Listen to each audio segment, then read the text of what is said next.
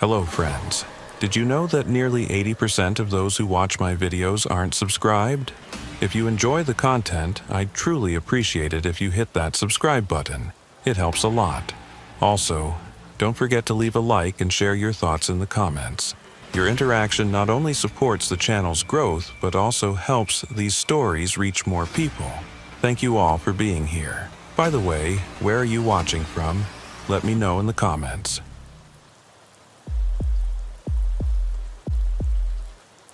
I've been working the northern Manitoba sector for the Canadian Border Services Agency going on 6 years now, and I can tell you without hesitation that the stretch of border between us and North Dakota in the dead of winter is one of the loneliest places on God's green earth.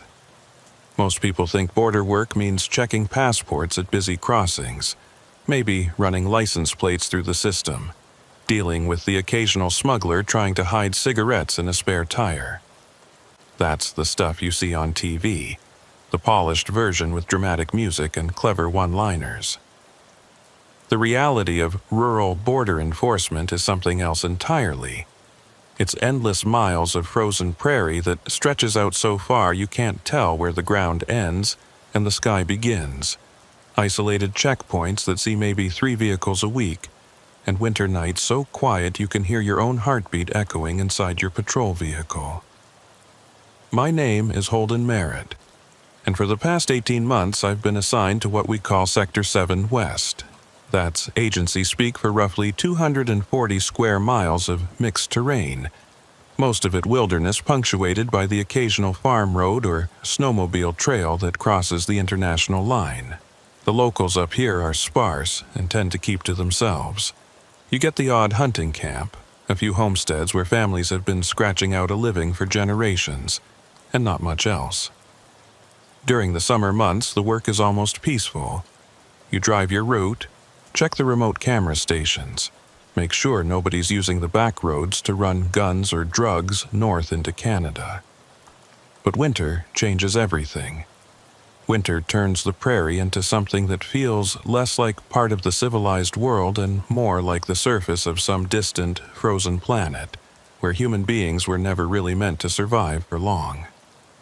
My partner for the past year has been a guy named Colby Rourke. Colby's one of those people who seems built for this kind of work. He grew up in northern Saskatchewan, spent his teenage years trapping and hunting with his grandfather, and he's got this calm, unshakable demeanor that makes him easy to work with even during the long stretches of silence that come with overnight patrols. Most rookies can't handle the isolation. They last maybe 6 months before requesting a transfer to one of the busier sectors down south, where there's at least some semblance of normal human activity. But Colby's different. He actually prefers it out here. Says the quiet helps him think. I used to feel the same way when I first got assigned to 7 West, back when the emptiness felt like freedom instead of something that pressed in on you from all sides. The incident I'm about to tell you about started on a Tuesday night in late January. I remember the date because it was exactly 1 week after my daughter's birthday, and I'd promised her I'd make it home for the weekend to take her ice skating. That promise got broken when dispatch called at the last minute and asked if I could cover a double shift. One of the other guys had called in sick, and they were short-staffed. I should have said no, should have told them to find someone else. But that's not how it works when you're trying to build a career with the agency. You say yes, you take the extra hours, and you hope it pays off when promotion time rolls around. So I kissed my wife goodbye, told her to tell Emma I'd make it up to her, and I drove out to the sector station to meet Colby for what I thought would be just another routine overnight patrol. The temperature that night had dropped to minus 28 Celsius, and the wind was coming in from the northwest at about 40 kilometers per hour. That put the wind chill somewhere around minus 40, cold enough that exposed skin would start getting frostbite in under 10 minutes. We did our usual equipment check before heading out. Flashlights, flares, first aid kit, satellite phone in case the radio failed, thermal blankets, emergency rations. The patrol vehicle was a white Ford Explorer with all-wheel drive and a light bar on top. It wasn't glamorous, but it was reliable, and out here, reliable was worth more than comfortable. Colby drove the first leg while I reviewed the patrol route on the laptop mounted between our seats. We were responsible for checking 6 remote camera stations spread out along a 70-mile stretch of the border, plus doing random spot checks on any of the old logging roads that crossed from the U.S. side into Canada. The first 2 hours passed without incident. We checked in with the dispatch right on schedule, reported our positions, confirmed that all the camera stations were operational. The roads were clear except for a light dusting of snow that had fallen earlier in the day, and traffic was non-existent. We saw one set of vehicle tracks heading south toward the U.S. side, probably somebody from one of the hunting camps heading home after a long weekend. Colby radioed it in, and dispatch confirmed they'd logged a southbound crossing at the nearest official checkpoint about an hour earlier. Everything matched up. Everything made sense. That's how it always is in this job, right up until the moment it isn't. Around 11:30, we stopped at Camera Station 4 to download the footage from the previous 48 hours. These stations are basically just weatherproof boxes mounted on poles about 15 feet off the ground, equipped with motion-activated cameras that record anything moving within about 200 yards of the border. Most of what they capture is wildlife. Deer, moose, the occasional wolf pack. Sometimes you get vehicle traffic, and once in a while you catch someone trying to cross illegally on foot, though that's rare in winter because nobody in their right mind would try to hike through this terrain in these temperatures. Colby climbed up the access ladder while I stood below with the laptop, and we went through the standard procedure. He pulled the memory card, handed it down to me, and I plugged it into the laptop to review the footage while he replaced it with a fresh card. That's when I saw the footprints for the first time. They were visible on the camera footage from the previous night, time-stamped at 02:47.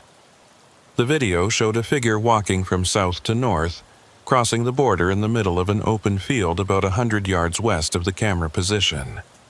The motion sensor had triggered the recording, and the infrared night vision gave everything that flat, colorless quality that makes the world look like it's made of ash and shadow.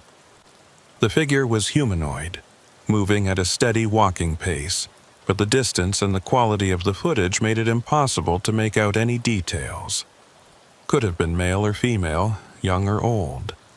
All I could tell for certain was that it was a person, alone, crossing the border on foot in the middle of a January night when the temperature was well below freezing. I called Colby down from the ladder and showed him the footage. He watched it twice, his expression never changing, and then he looked out toward the field where the crossing had occurred. The wind had picked up since we'd arrived, and loose snow was skittering across the frozen ground in thin white sheets that looked like ghosts racing across the prairie. I asked him what he thought, and he said what I was already thinking. We needed to check it out. Even if the person had made it to the Canadian side and was long gone by now, we were obligated to investigate any illegal border crossing. That was the job. That was what we got paid to do. We drove the Explorer as close as we could get to the location shown in the video, parking on the shoulder of the access road about 50 yards from where the figure had crossed. I grabbed one of the heavy-duty flashlights from the back while Colby pulled on his insulated gloves and checked the battery level on his own light. The wind was brutal out there in the open, cutting through our winter gear like it wasn't even there. I could feel my face going numb within seconds of stepping out of the vehicle. We moved toward the crossing point, our flashlight beams cutting through the darkness and illuminating the snow-covered ground ahead of us. That's when we found the tracks. They were boot prints, clear as day, pressed into a thin layer of snow that had fallen over older, harder-packed snow beneath.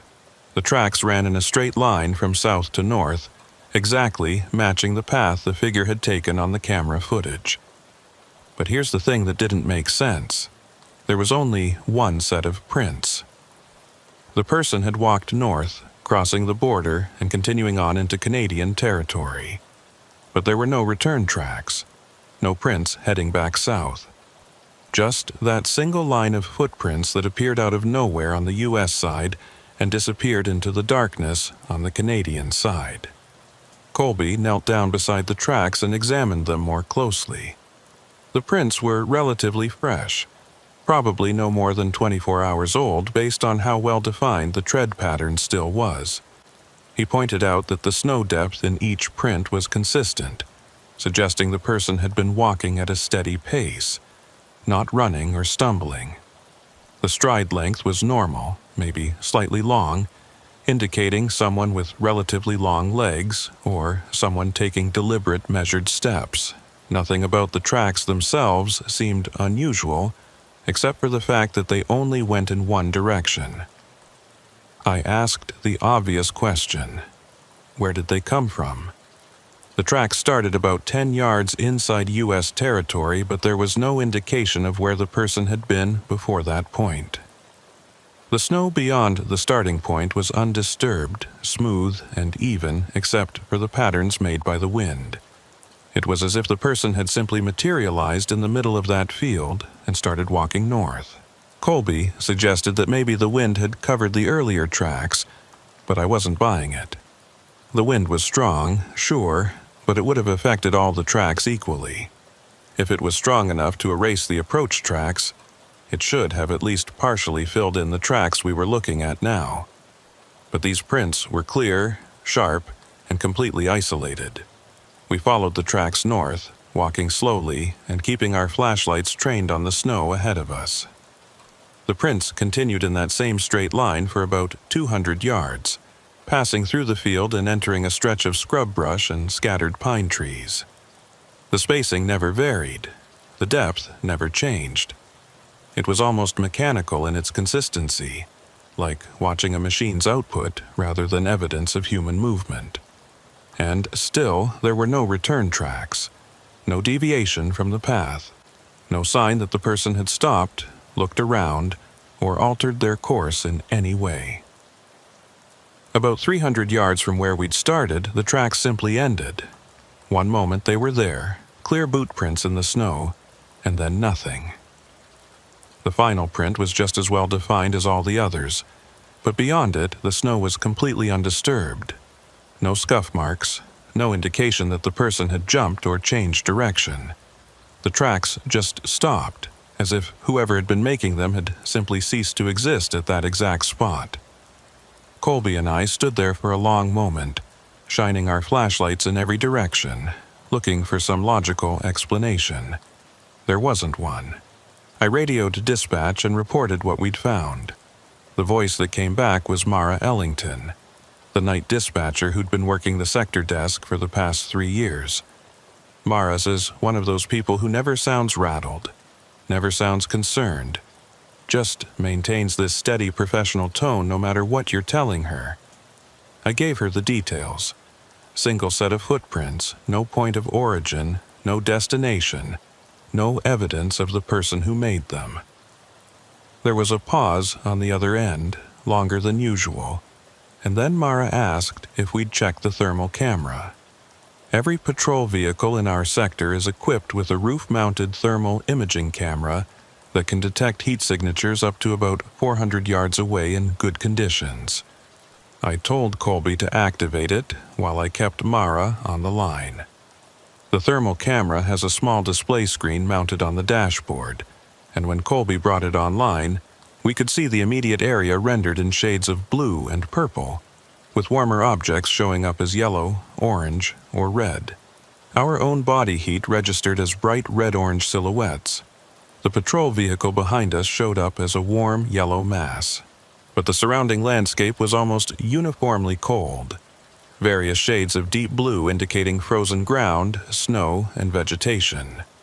Colby panned the camera slowly across the area where the tracks had ended, then expanded the field of view to cover the surrounding terrain. Nothing. No heat signatures that would indicate a person, animal, or anything else that might explain what we were seeing. I reported this to Mara, and she asked us to wait while she checked something on her end. While we waited, Colby and I walked a wider perimeter around the endpoint of the tracks, looking for anything we might have missed. I was hoping to find a logical explanation. Maybe the person had backtracked by walking in their own footprints, which would explain why there were no return tracks. But that didn't account for how the tracks ended so abruptly, or where they had originally come from. And it definitely didn't explain why someone would be out here in the middle of the night in sub-zero temperatures, walking across an empty field, and then apparently vanishing into thin air. Mara came back on the radio after about 5 minutes. She said she'd reviewed the automated crossing logs from all the official checkpoints in our sector for the past 48 hours, and there were no records of anyone matching a general description entering Canada on foot during that time period. She'd also checked with U.S. Border Patrol on the Dakota side, and they had no reports of missing persons or unusual activity in the area. As far as the official record was concerned, nobody had crossed the border anywhere near our location. But the tracks were right there in front of us, physical evidence that somebody had done exactly that. We spent another 20 minutes documenting everything. I took probably 50 photographs of the tracks from various angles, making sure to include reference markers to show the scale and spacing. Colby used the handheld GPS to mark the exact coordinates of where the tracks started and ended. We collected snow samples from several of the prints, sealing them in evidence bags on the off chance that lab analysis might reveal something useful. It was standard procedure, the kind of thing you do because it's in the manual, even though you know it probably won't lead anywhere. When we were finished, we headed back to the patrol vehicle and sat inside for a few minutes, letting the heater thaw out our hands and faces while we tried to make sense of what we'd found. Colby's theory was that we were looking at evidence of human trafficking, someone running people across the border illegally, using remote locations and bad weather as cover. It was possible, I suppose. The tracks could have been made by someone being smuggled into Canada, though that didn't explain the lack of return tracks or where the person had come from. And human traffickers don't usually operate alone in the middle of nowhere in January. They use vehicles, established routes, safe houses. What we'd found didn't fit that pattern, but it didn't fit any pattern I was familiar with. I was about to suggest we head back to the station and file a full report when the radio crackled to life again. It was Mara, and this time there was something different in her voice. Not quite concern, but close. She said she'd just received an automated alert from Camera Station 7, which was about 12 miles east of our current position. The motion sensor had been triggered 4 minutes ago, and the footage showed a figure crossing the border from south to north. Same general time of night. Same basic movement pattern. I asked her if she could send us the footage, and she said she was uploading it to our vehicle's computer right now. When the file came through and I opened it, I felt something cold and heavy settle into my stomach. The footage showed exactly what Mara had described. A lone figure, walking at a steady pace, crossing from the U.S. side into Canada. The timestamp read 23:47, which was less than 5 minutes ago. But what made my hands start shaking slightly as I held the laptop wasn't the figure itself. It was the way it moved. That same mechanical consistency, that same measured stride. And when I zoomed in on the best frame I could get, I saw something that made absolutely no sense. The figure appeared to be wearing the same kind of boots that had made the tracks we'd just been examining. I couldn't be certain, but the tread pattern looked identical. Colby saw it too. He didn't say anything, just put the Explorer in gear and started driving toward Camera Station 7. We both knew what we were thinking, even though neither of us wanted to say it out loud. Whoever or whatever had made those first tracks might be making new ones right now, 12 miles to the east. And if we hurried, we might be able to catch up to them before they disappeared again. The drive took us about 15 minutes, following a series of access roads that wound through increasingly dense forest. The temperature had dropped another few degrees, and ice was forming on the inside of the windshield despite the heater running at full blast. Neither of us spoke during the drive. I kept reviewing the footage on the laptop, trying to spot some detail I might have missed, some clue that would make everything make sense, but there was nothing. Just that figure, walking steadily north, moving with a purpose I couldn't begin to understand. We reached Camera Station 7 at 0004. The station was located on the edge of a clearing, surrounded by pine trees that were so heavily laden with snow they looked like they might collapse under the weight. I grabbed the flashlight and climbed out of the vehicle, and Colby was right behind me. The wind was even worse here, funneling through the trees and creating this low moaning sound that set my nerves on edge. We moved toward the location where the figure should have crossed, our lights cutting through the darkness and illuminating the snow-covered ground. And there they were, fresh tracks, boot prints, clear and sharp, running in a straight line from south to north.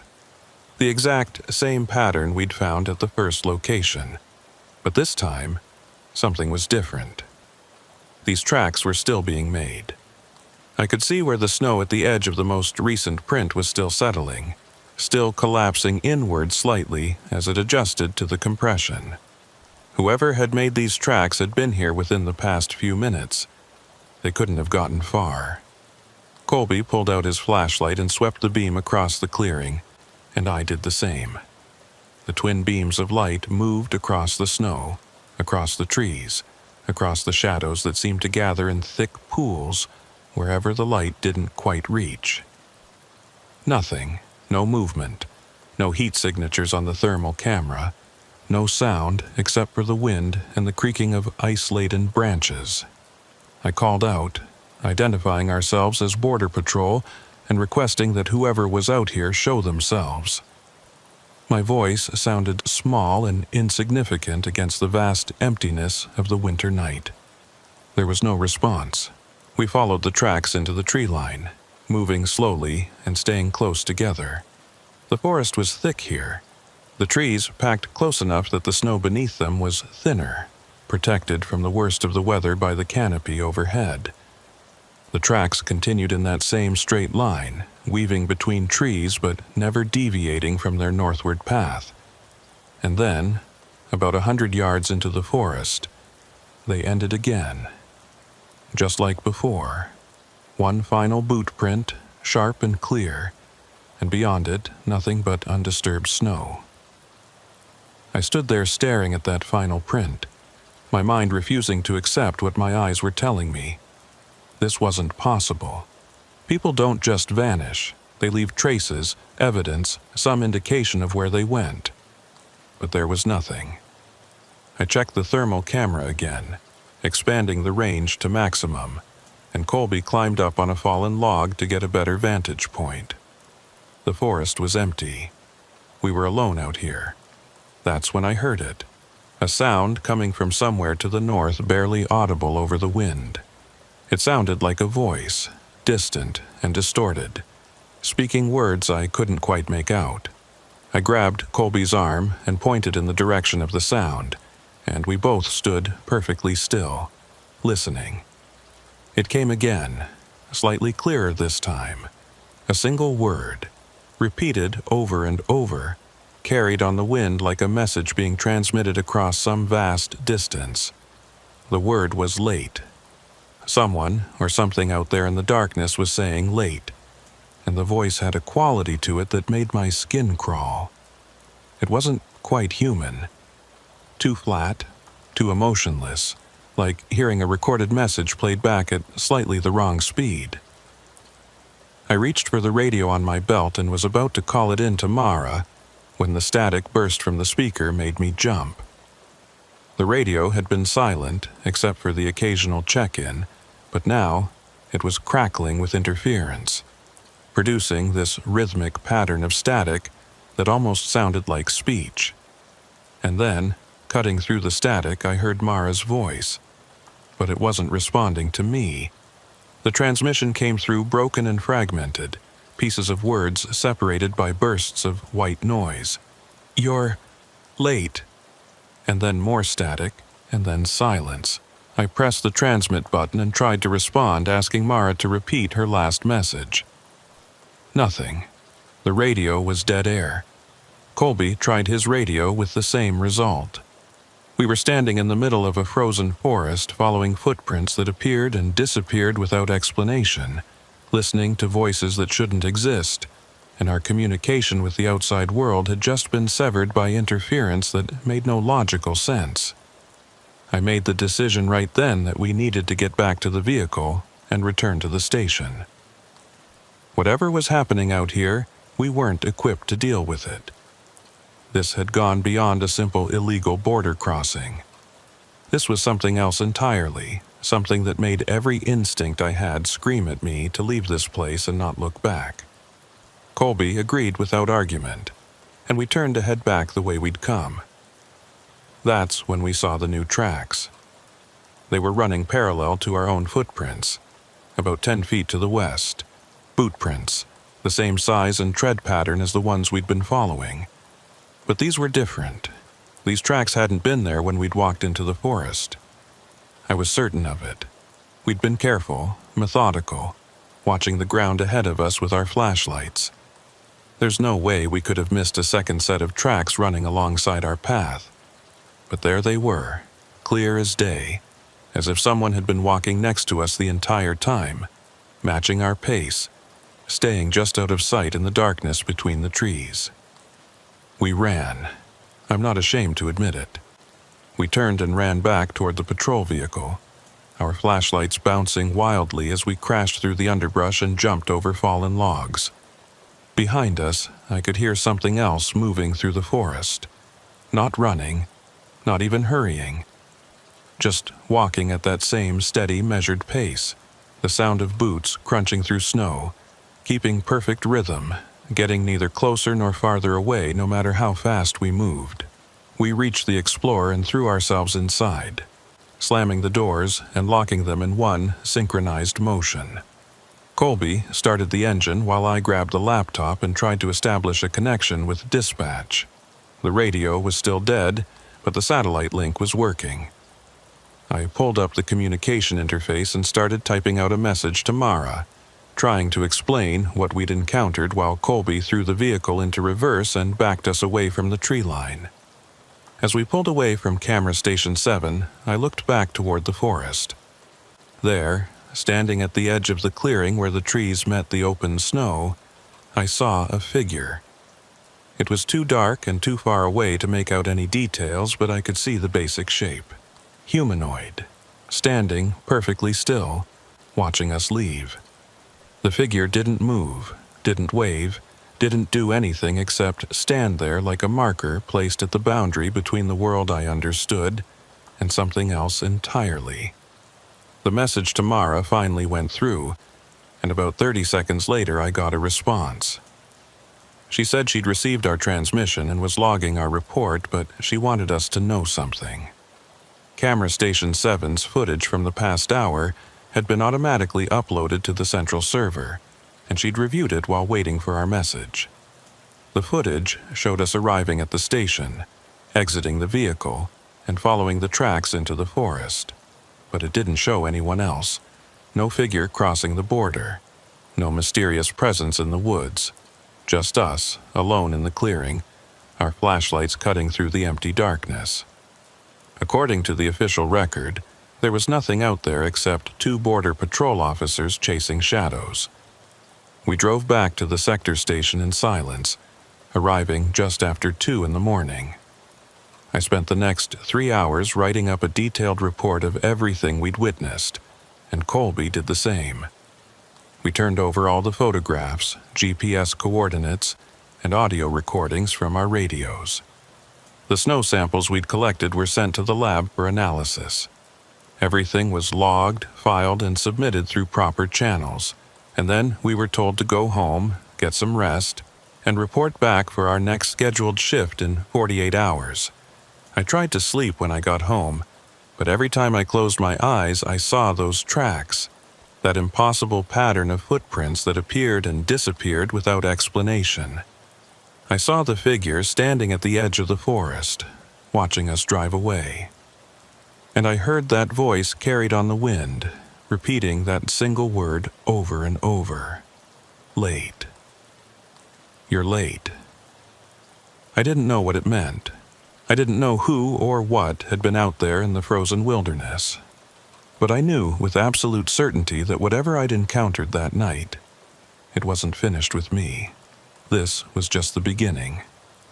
And I was right. The 48 hours I spent at home after that first night felt longer than any week I'd ever lived through. I went through the motions of normal life, playing with Emma, having dinner with my wife Sarah, watching television in the evening like nothing had changed. But everything had changed. I couldn't stop thinking about those footprints, about that figure standing at the edge of the forest watching us drive away. Every time I closed my eyes, I saw that endless line of boot prints stretching across the snow, leading nowhere and coming from nowhere. Sarah noticed something was wrong. She always did. On the second evening, after Emma had gone to bed, she asked me directly if something had happened during my shift. I wanted to tell her. I wanted to explain what Colby and I had seen, to share the weight of it with someone who might help me make sense of it. But how do you explain something like that without sounding like you've lost your mind? So I told her it had been a long shift, that we'd dealt with some unusual circumstances, and that I was still processing it. She didn't push, just reminded me that I could talk to her about anything. I said I knew that, and I meant it. But this wasn't something I could talk about. Not yet. Maybe not ever. Colby called me on the morning of our next scheduled shift. He asked if I'd heard anything from the agency about our report, and I told him I hadn't. No calls, no emails, nothing. He said it was the same for him. We both knew what that probably meant. Our report had been filed, logged into the system, and quietly set aside as unexplained but not urgent. Border Patrol deals with a lot of strange situations, especially in remote sectors like ours. Most of the time, when something doesn't fit into a neat category, it gets categorized as inconclusive and forgotten. I asked Colby if he was planning to request a different assignment, maybe transfer to a different sector. There was a long pause on the other end of the line, and then he said no. He was going back out there. Whatever we'd encountered, he wanted to understand it, and he wanted to know if I felt the same way. I should have said no. Every rational part of my brain was screaming at me to request a transfer, to get as far away from Sector 7 West as possible. But there was another part of me, something deeper and harder to explain, that needed to know what was out there in those frozen woods.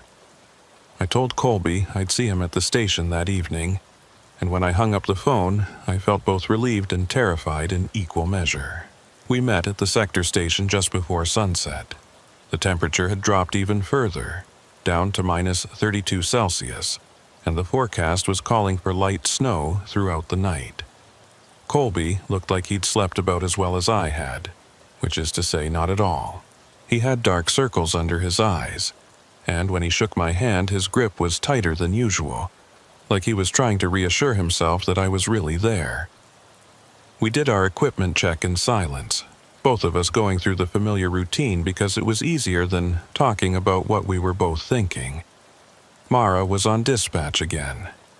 When we radioed in to confirm we were starting our patrol, she acknowledged with her usual professional tone, but then added something unexpected.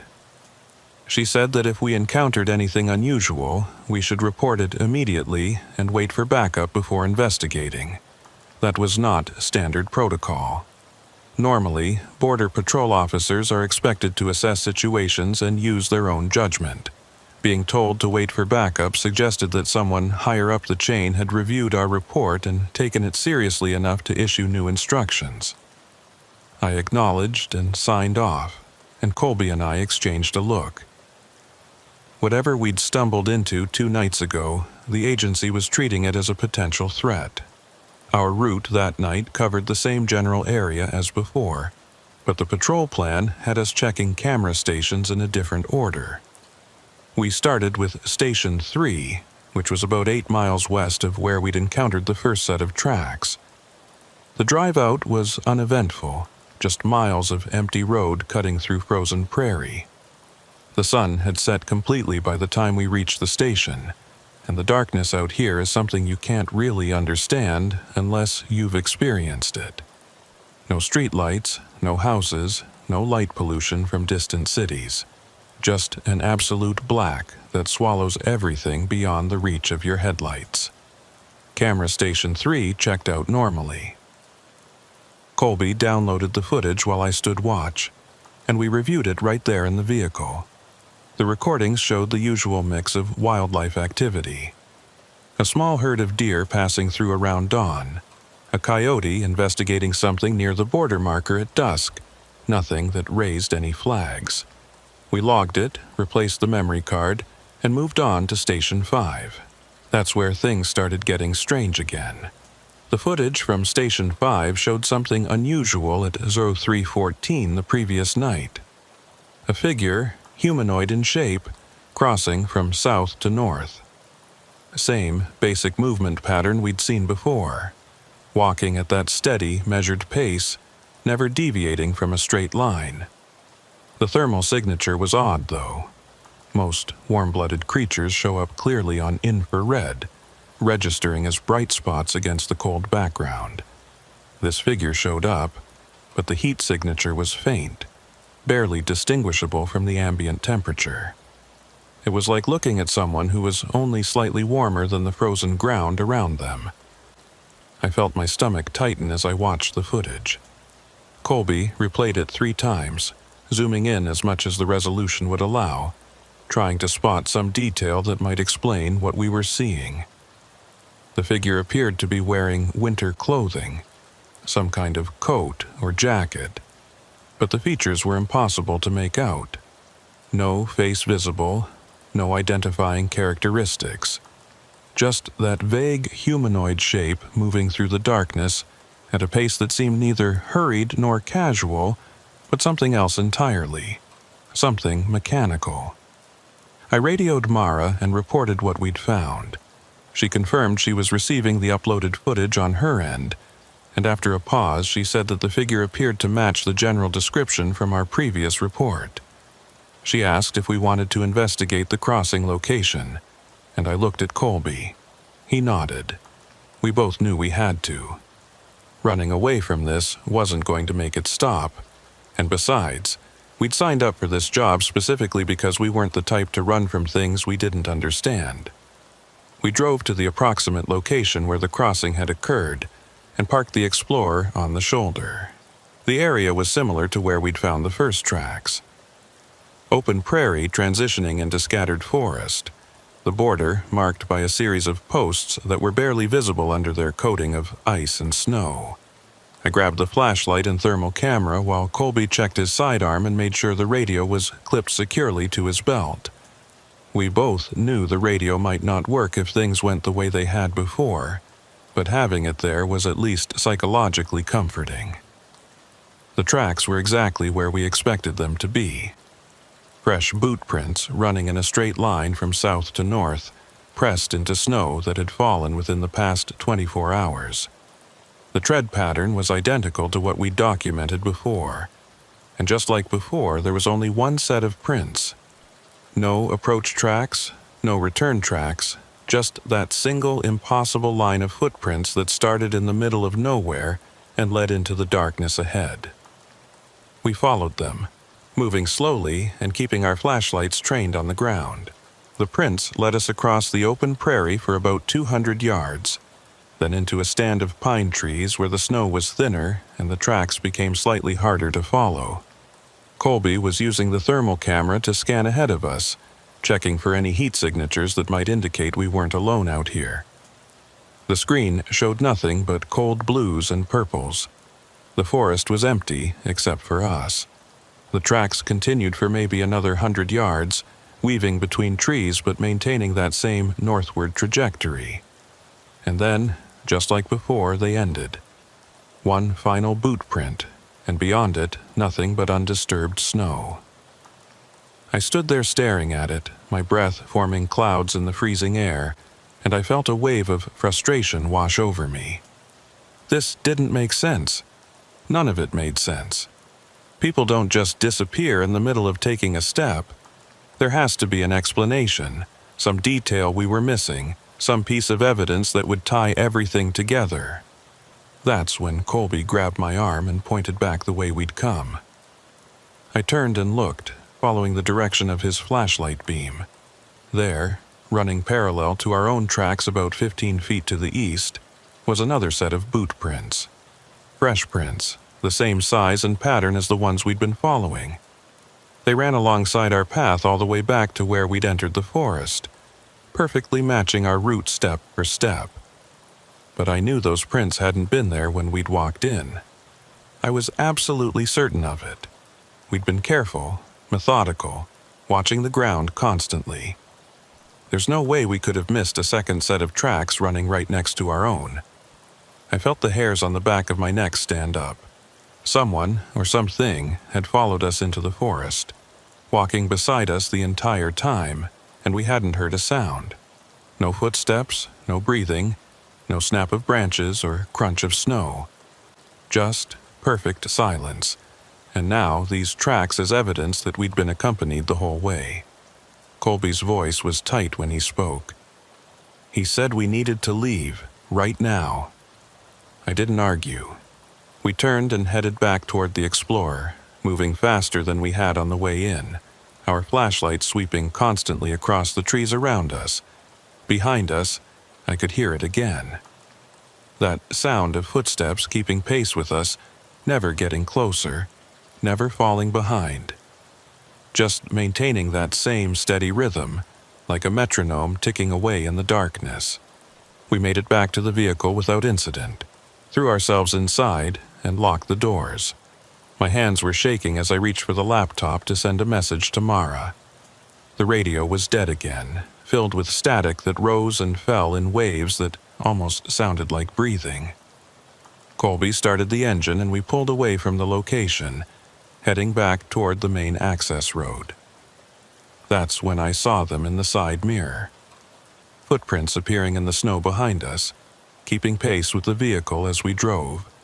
Fresh tracks materializing out of nothing, one after another, walking in a straight line parallel to the road. The spacing was perfect, the rhythm constant, and they continued to appear for maybe 30 seconds before finally stopping. When I looked back through the rear window, I could see the line of prints stretching back into the darkness, marking the path of something that had followed us out of the forest.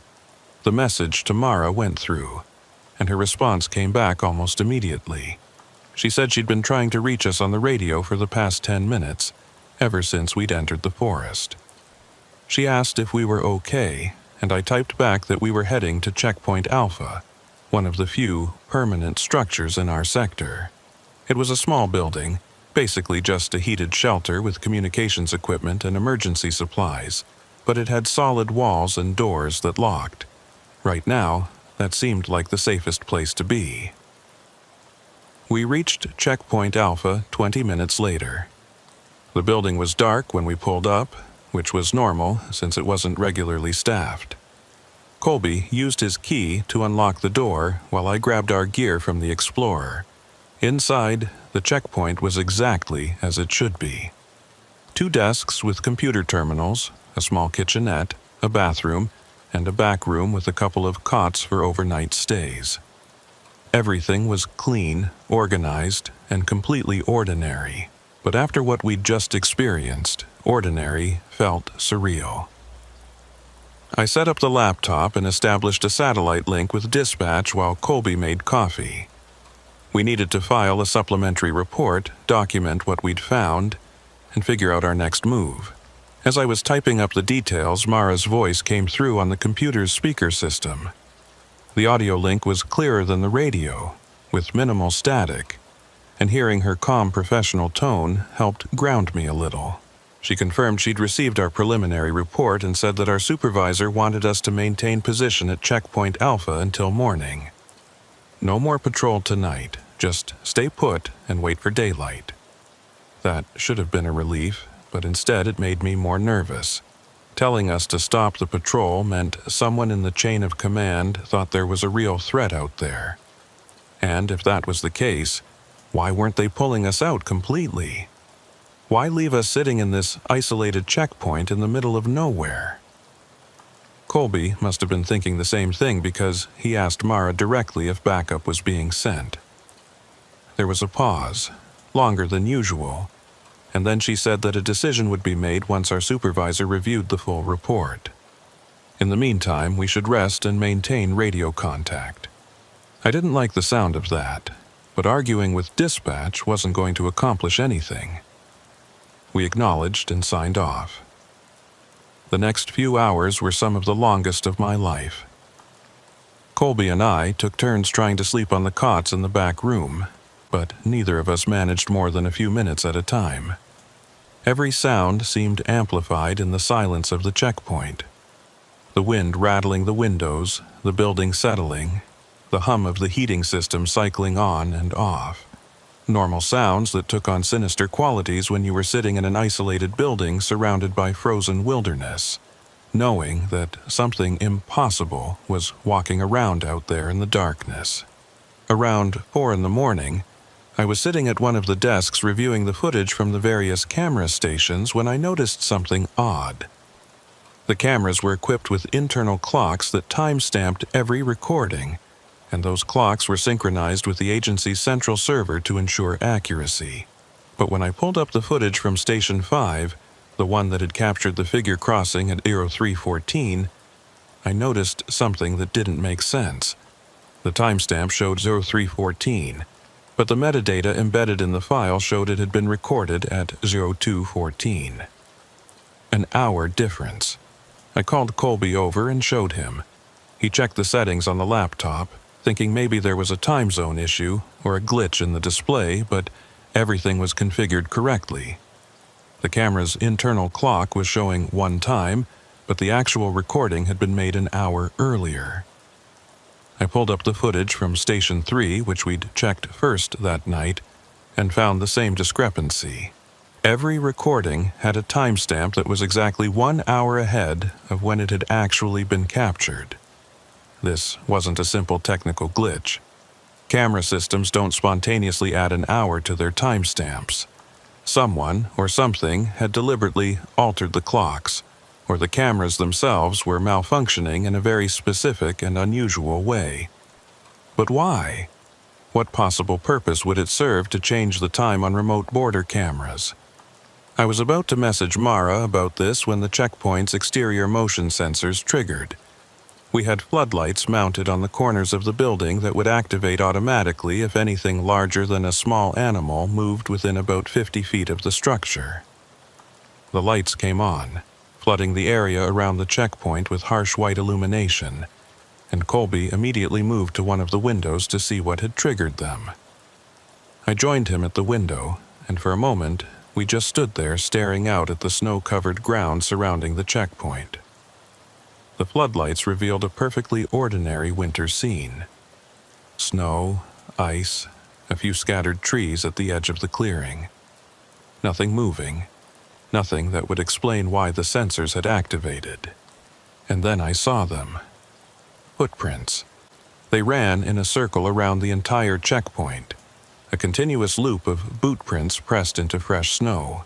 The same tread pattern we'd been seeing all night, that same measured spacing between each print. But these tracks formed a perfect circle, about 40 feet in diameter, with the checkpoint building at the exact center. And there was still only one set of prints. No indication of where they started or ended. Just a complete, unbroken circle, as if someone had walked around the building in a perfect geometric pattern without ever deviating from their path. Colby's breathing had gone shallow and rapid. I could hear him muttering something under his breath, words I couldn't quite make out. And when I looked at him, I saw fear in his eyes that mirrored my own. We were being circled, marked, observed by something that was showing us it knew exactly where we were. The footprints were a message, though I didn't understand what it was trying to tell us.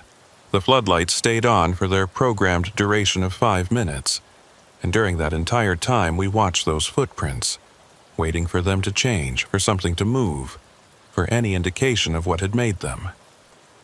Nothing happened. The snow lay still and undisturbed except for those tracks, and then the lights clicked off, plunging everything back into darkness, and I felt a spike of pure panic that made my heart race. I grabbed my flashlight and went to the door, needing to see those tracks more closely, needing some kind of confirmation that they were real. Colby tried to stop me, saying it wasn't safe, but I was already unlocking the door and stepping outside. The cold hit me like a physical force, but I barely noticed it. I moved toward the nearest section of the circular track and knelt down beside it, shining my light directly into one of the boot prints. The detail was perfect. I could see the individual treads, the slight compression patterns where weight had been distributed unevenly, even a small pebble that had been pressed into the snow by the boot's passage. These were real prints made by a real physical object. Not some trick of light or shadow, not a hallucination brought on by stress and fear. Someone had walked in this circle around our checkpoint, and they'd done it recently enough that the snow inside each print was still sharp and well-defined. I heard Colby calling my name from the doorway, and when I looked back at him I saw he was pointing at something behind me. I turned and followed his gaze, and my blood went cold. There, standing at the edge of the tree line about 100 yards from the checkpoint, was a figure, too dark and too distant to make out details, but clearly humanoid in shape, just standing there, perfectly still, watching us.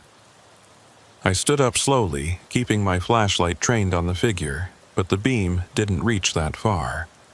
I could see the vague outline, the suggestion of a human form, but nothing more. I called out, identifying myself as Border Patrol, and requesting that whoever was out there make themselves known. My voice sounded weak and insubstantial against the vastness of the frozen landscape. There was no response. The figure didn't move, didn't react, just continued to stand there like a statue carved from shadow. Colby had his sidearm out now, not pointed at the figure but held ready at his side. He called out as well, his voice steadier than mine, repeating the identification and adding that we were armed. Still no response. We stood there in a standoff that couldn't have lasted more than 30 seconds, but felt like an eternity. 2 Border Patrol officers facing something in the darkness that refused to acknowledge our authority or our presence. And then, without any warning or transition, the figure was gone. Not walking away, not retreating into the trees. Just gone. As if it had been erased from existence between one moment and the next. I swept my flashlight across the tree line, searching for any sign of movement. But there was nothing. The forest was empty again. We went back inside the checkpoint and locked the door. I messaged Mara immediately, describing what we'd seen, and her response came back with uncharacteristic speed. She said she was contacting our supervisor right now and that we should sit tight. Backup was being dispatched and should reach us within the hour. Just stay inside, keep the doors locked, and maintain communication. That hour felt like the longest wait of my life. Colby and I sat at the desks, watching the windows, jumping at every sound. The circular footprints remained visible in the floodlight's range whenever the motion sensors triggered, which they did every few minutes as the wind shifted snow and branches around. Each time the lights came on, I half expected to see that figure standing closer to the building, but it never reappeared. Just those prints, that perfect circle, marking us like prey. Backup arrived at 0547 in the form of 2 patrol vehicles carrying 4 officers. They'd driven up from the main sector station, and when they arrived, they did a perimeter check of the checkpoint before coming inside. They found the circular tracks, photographed and measured them, but by the time they'd finished, the wind had started to fill them in. Within another hour, they'd be completely gone, erased by the natural movement of snow and ice. The senior officer, a guy named Morrison who'd been with the agency for almost 20 years, took our statements and reviewed our reports. He was professional about it, didn't dismiss what we'd seen or suggest we were imagining things, but I could tell he didn't fully understand the significance of what was happening. How could he? Unless you'd experienced it directly, unless you'd followed those impossible tracks and felt the presence of something walking beside you in the darkness. There was no way to truly grasp what we were dealing with. Morrison said they'd be increasing patrols in Sector 7 West and installing additional cameras at strategic locations. He told us we were being temporarily reassigned to administrative duties while the agency investigated the situation further. It was standard protocol when officers encountered potential threats that weren't fully understood. I should have been relieved, but instead I felt frustrated. Being pulled from patrol meant we wouldn't be able to investigate this ourselves, wouldn't be able to find answers to the questions that were eating away at me. As the sun came up and the darkness retreated, the events of the night started to feel less immediate, less threatening. In the gray morning light, with other officers around us, it was almost possible to convince yourself that things weren't as strange as they'd seemed. Almost. But then I'd remember those footprints circling the checkpoint, that figure standing at the tree line, and I knew this was far from over. We drove back to the main station in convoy with the other vehicles. Colby didn't speak during the entire trip, just stared out the window at the frozen landscape passing by. I wanted to say something, to acknowledge what we'd been through, but I couldn't find the words. What do you say when you've encountered something that shouldn't exist? How do you process the fact that the world is stranger and more dangerous than you'd ever imagined? When we arrived at the station, Morrison told us to go home and get some rest. We'd be contacted within 48 hours with further instructions. I handed over all our equipment, filled out the necessary paperwork, and headed to my truck.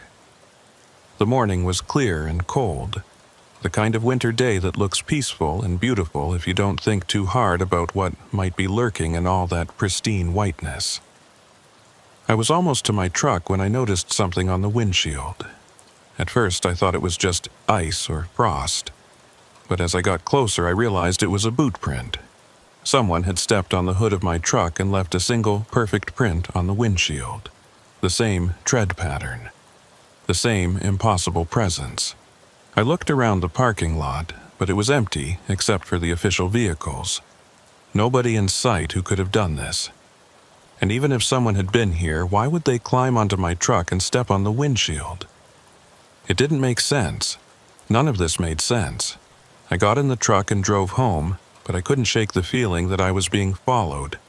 Every time I checked the rearview mirror, I expected to see footprints appearing in the snow behind me, keeping pace with my vehicle like they had before.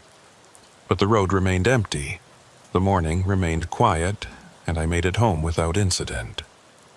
Sarah was in the kitchen when I walked in, making breakfast for Emma before school. She took one look at my face and asked what had happened. I wanted to tell her everything, to share the burden of what I'd seen, but the words wouldn't come. How do you explain that you're being stalked by something that leaves footprints but can't be seen? How do you tell your wife that you're scared of shadows and snow and the darkness that waits at the edge of the world? I told her I'd had a rough night and needed to sleep.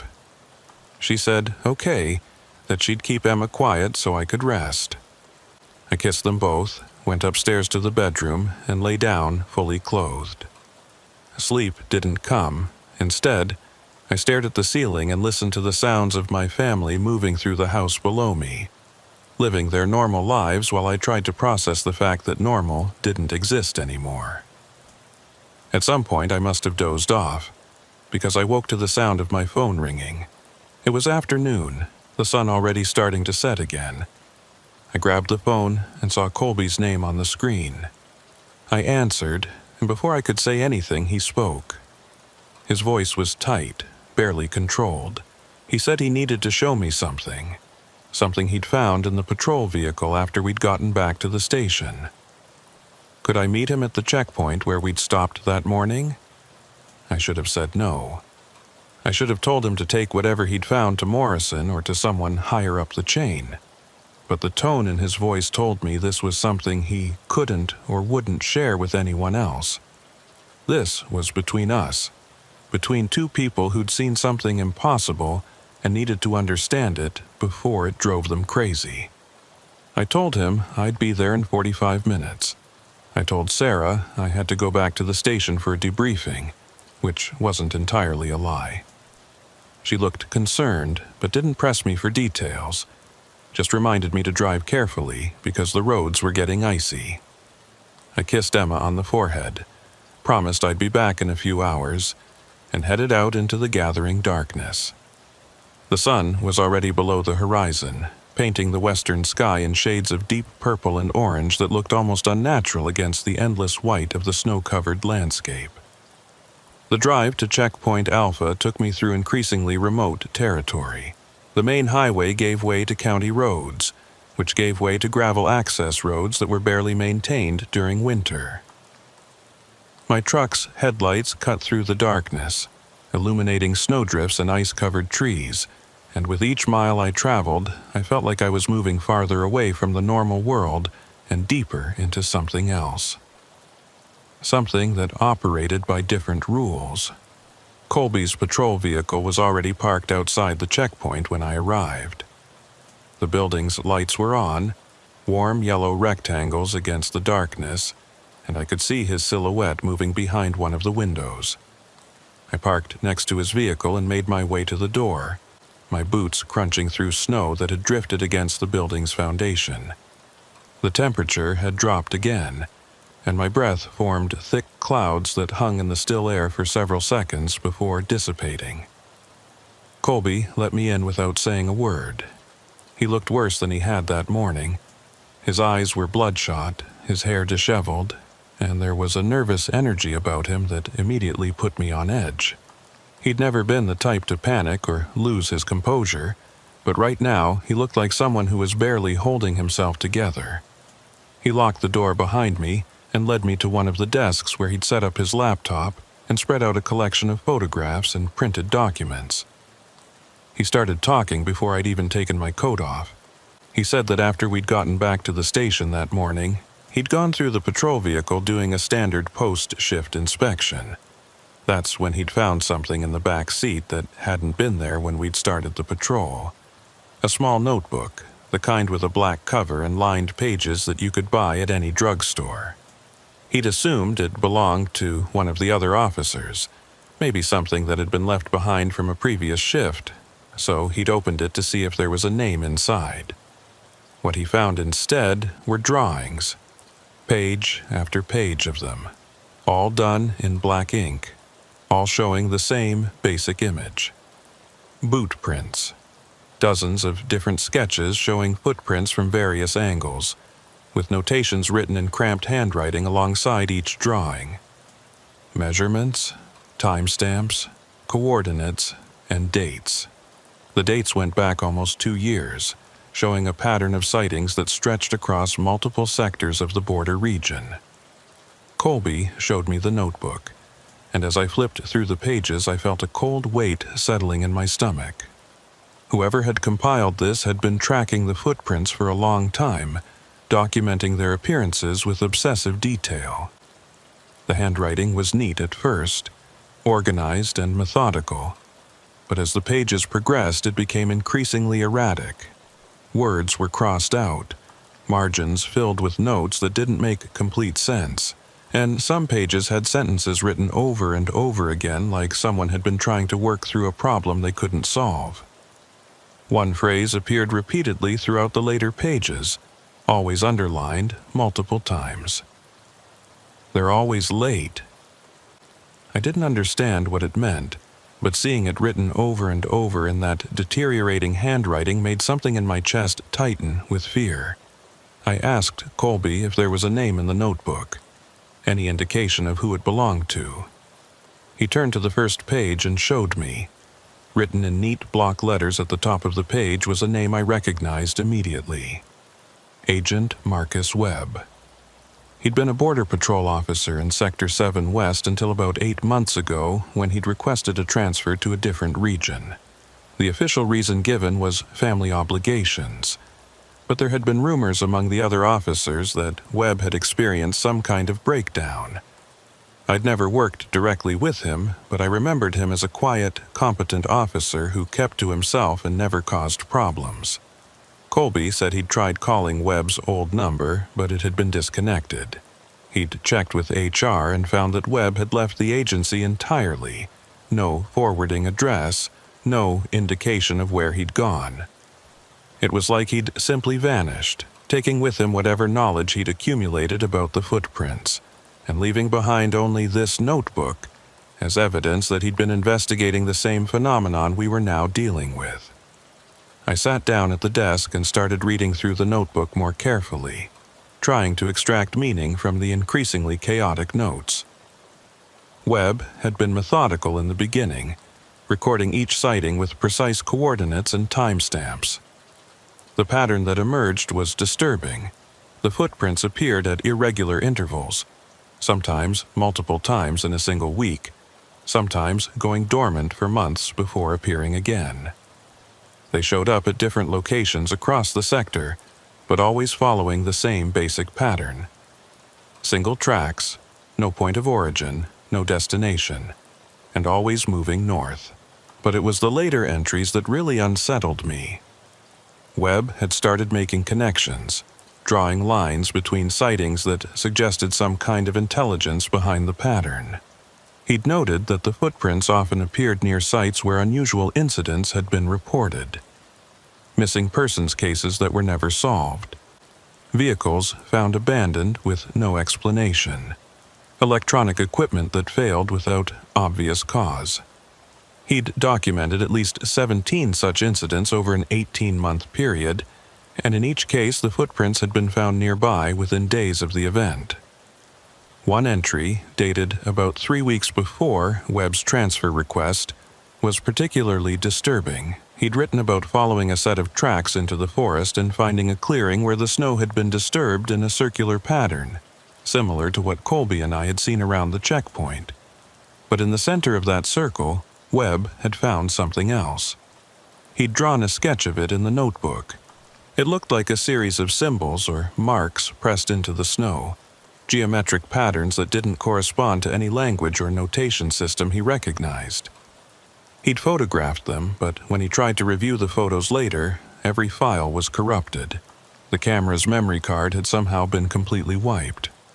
The final entry in the notebook was dated the day before Webb submitted his transfer request. Just one sentence, written in handwriting that was barely legible. "I can't keep watching. It knows I'm watching. Have to leave before it's too late." I looked up at Colby and saw my own fear reflected in his eyes. We were dealing with something that had been active for years, something that had driven at least one experienced officer to abandon his career and disappear. And now we were involved. We'd seen the footprints, followed them, been marked by them. Whatever Webb had been running from, we were now in its sights. Colby said there was more. He pulled up a file on his laptop showing camera footage from the sector's automated monitoring system. He'd gone through the archives for the past 2 years, looking for any recordings that might show the footprints, and he'd found dozens of them. But here's what was strange. When he tried to download the files or make copies, they corrupted just like Webb's photographs had. The only way to view them was through the original server, and even then the footage had a quality to it that seemed wrong. The timestamps jumped around. The images sometimes froze or pixelated, and in several recordings there were frames that showed something that shouldn't have been possible. He showed me one clip in particular. It was from Camera Station 2, recorded about 6 months ago. The footage showed a figure crossing the border at night, following the same pattern we'd observed. But in this recording, if you advanced frame by frame, there were moments where the figure seemed to be in two places at once. One frame would show it at point A, the next frame would show it at point B about 50 yards away, with no transition between the two positions. It was like watching someone teleport, or like the footage itself was fragmenting reality. I asked Colby if he'd shown any of this to Morrison or anyone else at the agency. He shook his head. He said he'd been planning to, but then he'd received a message from an unknown email address that morning. The message was brief, just 3 sentences. "You're looking where you shouldn't. Some borders aren't meant to be enforced. Stop before you end up like Webb." We sat there in silence for several minutes, the weight of everything pressing down on us. This wasn't just about investigating unusual border activity anymore. We were caught up in something that had been going on for years, something that had claimed at least one career and possibly more. And whoever or whatever was behind it was aware of us, watching us, sending us messages through corrupted files and anonymous emails. I should have insisted we take everything to Morrison right then. Should have demanded that the agency bring in outside investigators, maybe even federal authorities who might have resources to deal with this kind of situation. But part of me knew it wouldn't matter. Webb had presumably tried going through official channels, and look where it had gotten him.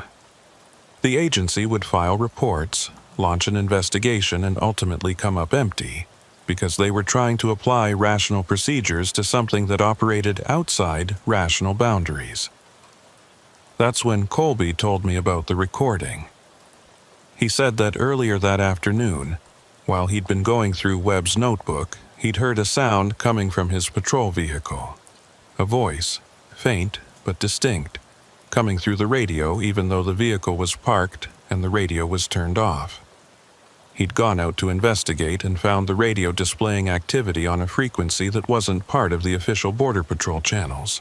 The transmission lasted about 15 seconds before cutting off, and he'd managed to record it using his phone. He pulled up the audio file on his laptop and played it for me. The quality was poor, filled with static and interference, but underneath the noise I could hear what sounded like a human voice speaking in a flat, emotionless monotone. The words were barely comprehensible, fragmented by bursts of static, but I managed to make out most of it. Patrol 17, Sector 7, you're late, always late, have to cross, have to reach. Before the border closes, you're late. And then it cut off, replaced by normal radio silence. Colby replayed it 3 times, and each time I felt my skin crawl a little more. That voice didn't sound human, not really. It had the right words and the right inflection, but there was something fundamentally wrong about it, like listening to a recording of human speech that had been digitally manipulated until it lost all warmth and emotion. I asked him if he'd tried responding to the transmission or if it had repeated. He said no to both. The frequency had gone dead after that single burst, and when he'd tried transmitting on it, there was no response, just empty air. But he'd written down the frequency and checked it against the agency's communication protocols. It wasn't registered to anyone. As far as the official records were concerned, that frequency didn't exist. We spent the next hour going through everything systematically, trying to piece together a coherent picture from Webb's notes, the camera footage, and our own experiences. A pattern started to emerge, though I wasn't sure I liked what it suggested. The footprints appeared to be following some kind of route, always moving north, always crossing the border at specific locations. Webb had mapped them, connecting the dots between sightings, and the resulting pattern formed a rough line that ran through Sector 7 West, passing through several points of interest. Old, abandoned homesteads, sites where vehicles had been found with their drivers missing, places where communication equipment consistently failed without explanation. and all of those points lay along a straight north-south line that, according to Webb's calculations, extended beyond our sector and into the remote wilderness areas farther north. He'd written a note in the margin of one page suggesting that the footprints might be part of a longer pattern, something that continued beyond the areas we could easily access or monitor. But he'd never been able to confirm it because the terrain became too difficult to navigate the farther north you went.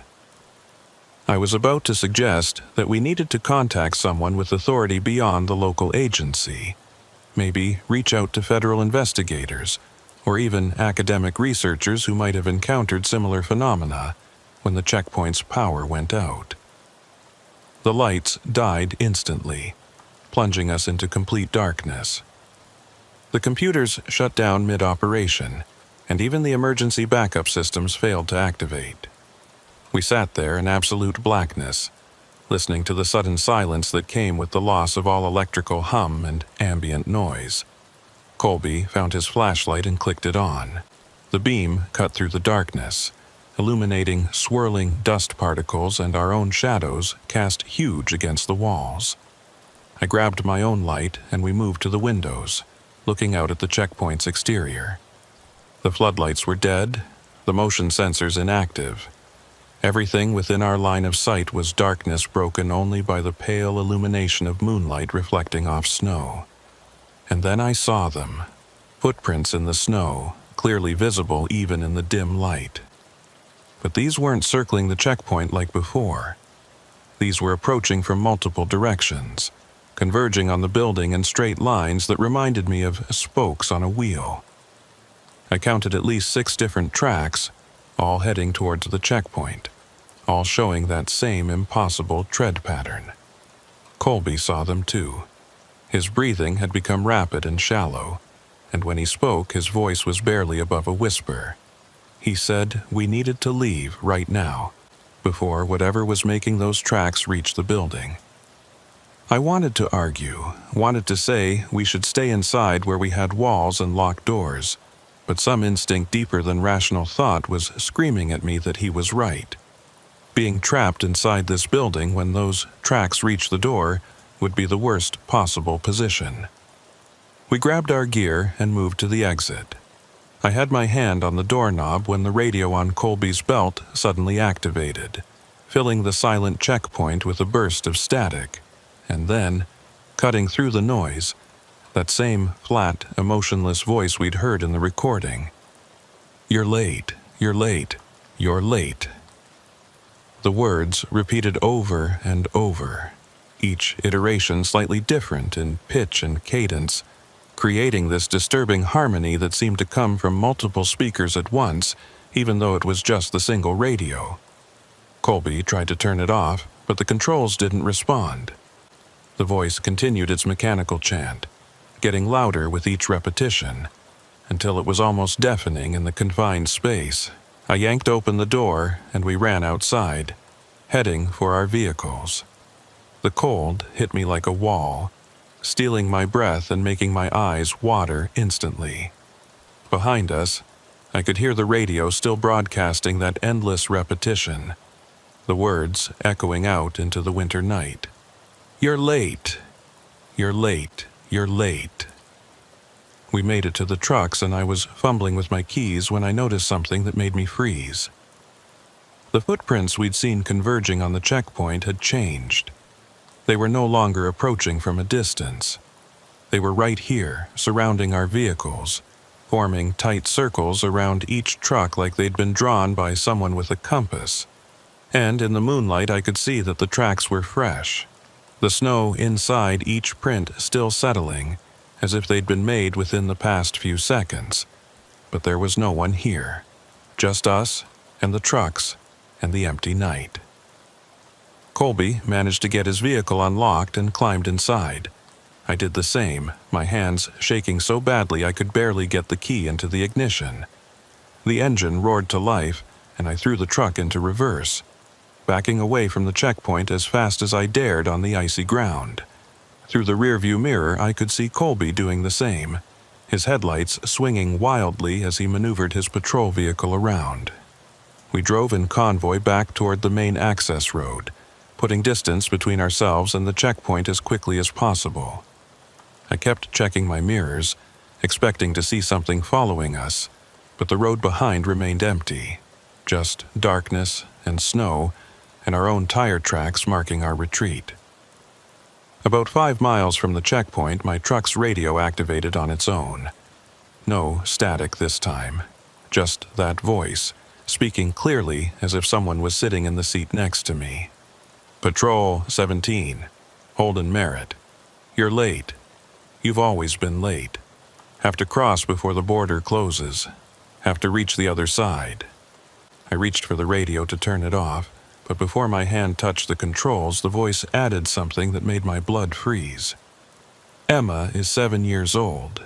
Sarah makes pancakes on Sunday mornings. You promised to take Emma skating. You're always late for your promises. It knew my family's names. It knew details about my personal life that weren't in any file or database. How was that possible? How could something that left impossible footprints in the snow know about my daughter's age or what my wife cooked for breakfast? I grabbed my phone and called Colby.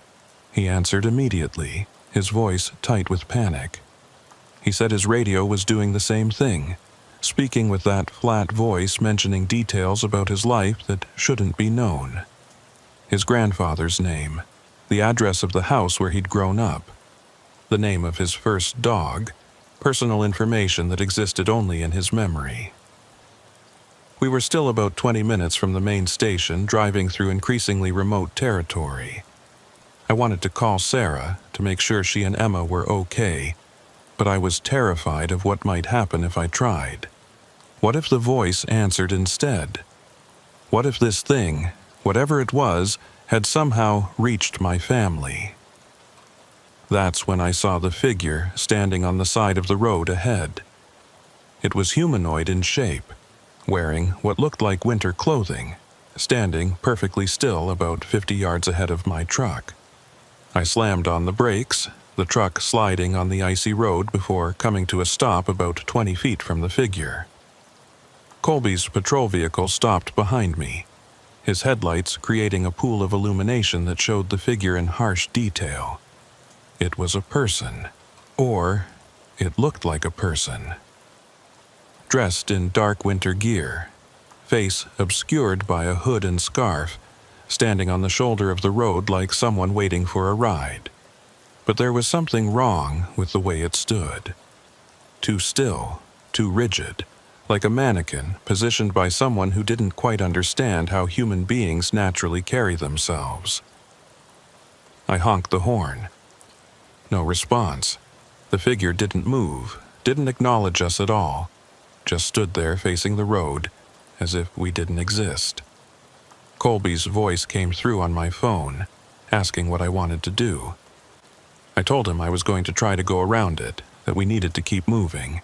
He agreed, and I carefully steered the truck to the left, giving the figure a wide berth as I passed. As I drove by, I made the mistake of looking directly at it. The hood was pulled low over the face, and the scarf covered everything from the nose down. But in the brief moment that my headlights illuminated it, I saw what was visible of the face. The skin was gray, almost translucent, and the eyes were wrong. Not the color or shape, but the way they moved. They tracked my truck's passage with perfect mechanical precision, following the movement without any of the small adjustments and irregularities that come with human eye movement. It was like being watched by a camera, not a person. I accelerated past it and kept driving, my hands gripping the steering wheel so hard my knuckles ached. In the rearview mirror, I could see the figure still standing there, now facing in our direction, watching us drive away, and then between one glance and the next, it was gone. The side of the road was empty, as if it had never been there at all. Colby called again, his voice shaking.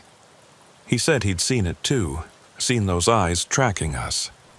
He asked if I thought it was safe to keep driving, or if we should try to find somewhere to hole up until morning. I told him we needed to get to the main station, that being around other people was our best chance of staying safe. He didn't sound convinced, but he agreed to keep following me. The rest of the drive was a nightmare of mounting paranoia. Every shadow at the edge of the road looked like another figure waiting for us. Every time the headlights caught the reflective eyes of an animal in the trees, I half expected it to be something else, something impossible, watching us pass. The radio stayed silent, but that almost made it worse. The silence felt loaded, pregnant with the potential for that voice to return at any moment. We made it to the main sector station just after 8 p.m. There were 3 other vehicles in the parking lot, officers working the evening shift. The building's lights were on, warm and welcoming against the darkness, and I felt some of the tension drain from my body as we pulled in and parked. Colby and I met at the entrance, and I could see he looked as shaken as I felt. We didn't say anything, just nodded to each other and went inside. Morrison was in his office working on paperwork. When he saw us, his expression shifted from mild surprise to concern. He asked what we were doing here, reminded us that we were supposed to be on administrative leave. I started to explain, to tell him about the notebook and the recordings and the figure on the road, but the words came out jumbled and incoherent. I realized I sounded crazy, like someone having a breakdown, and I forced myself to slow down and organize my thoughts. Morrison listened without interrupting, his expression neutral. When I finished, he asked if we had the notebook with us. Colby said it was in his vehicle, and Morrison told him to go get it.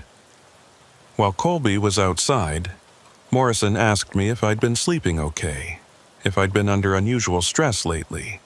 Standard questions to determine if an officer was experiencing psychological problems. I told him I was fine, that what we'd experienced was real and documented, not some stress-induced hallucination. Colby returned with the notebook and handed it to Morrison.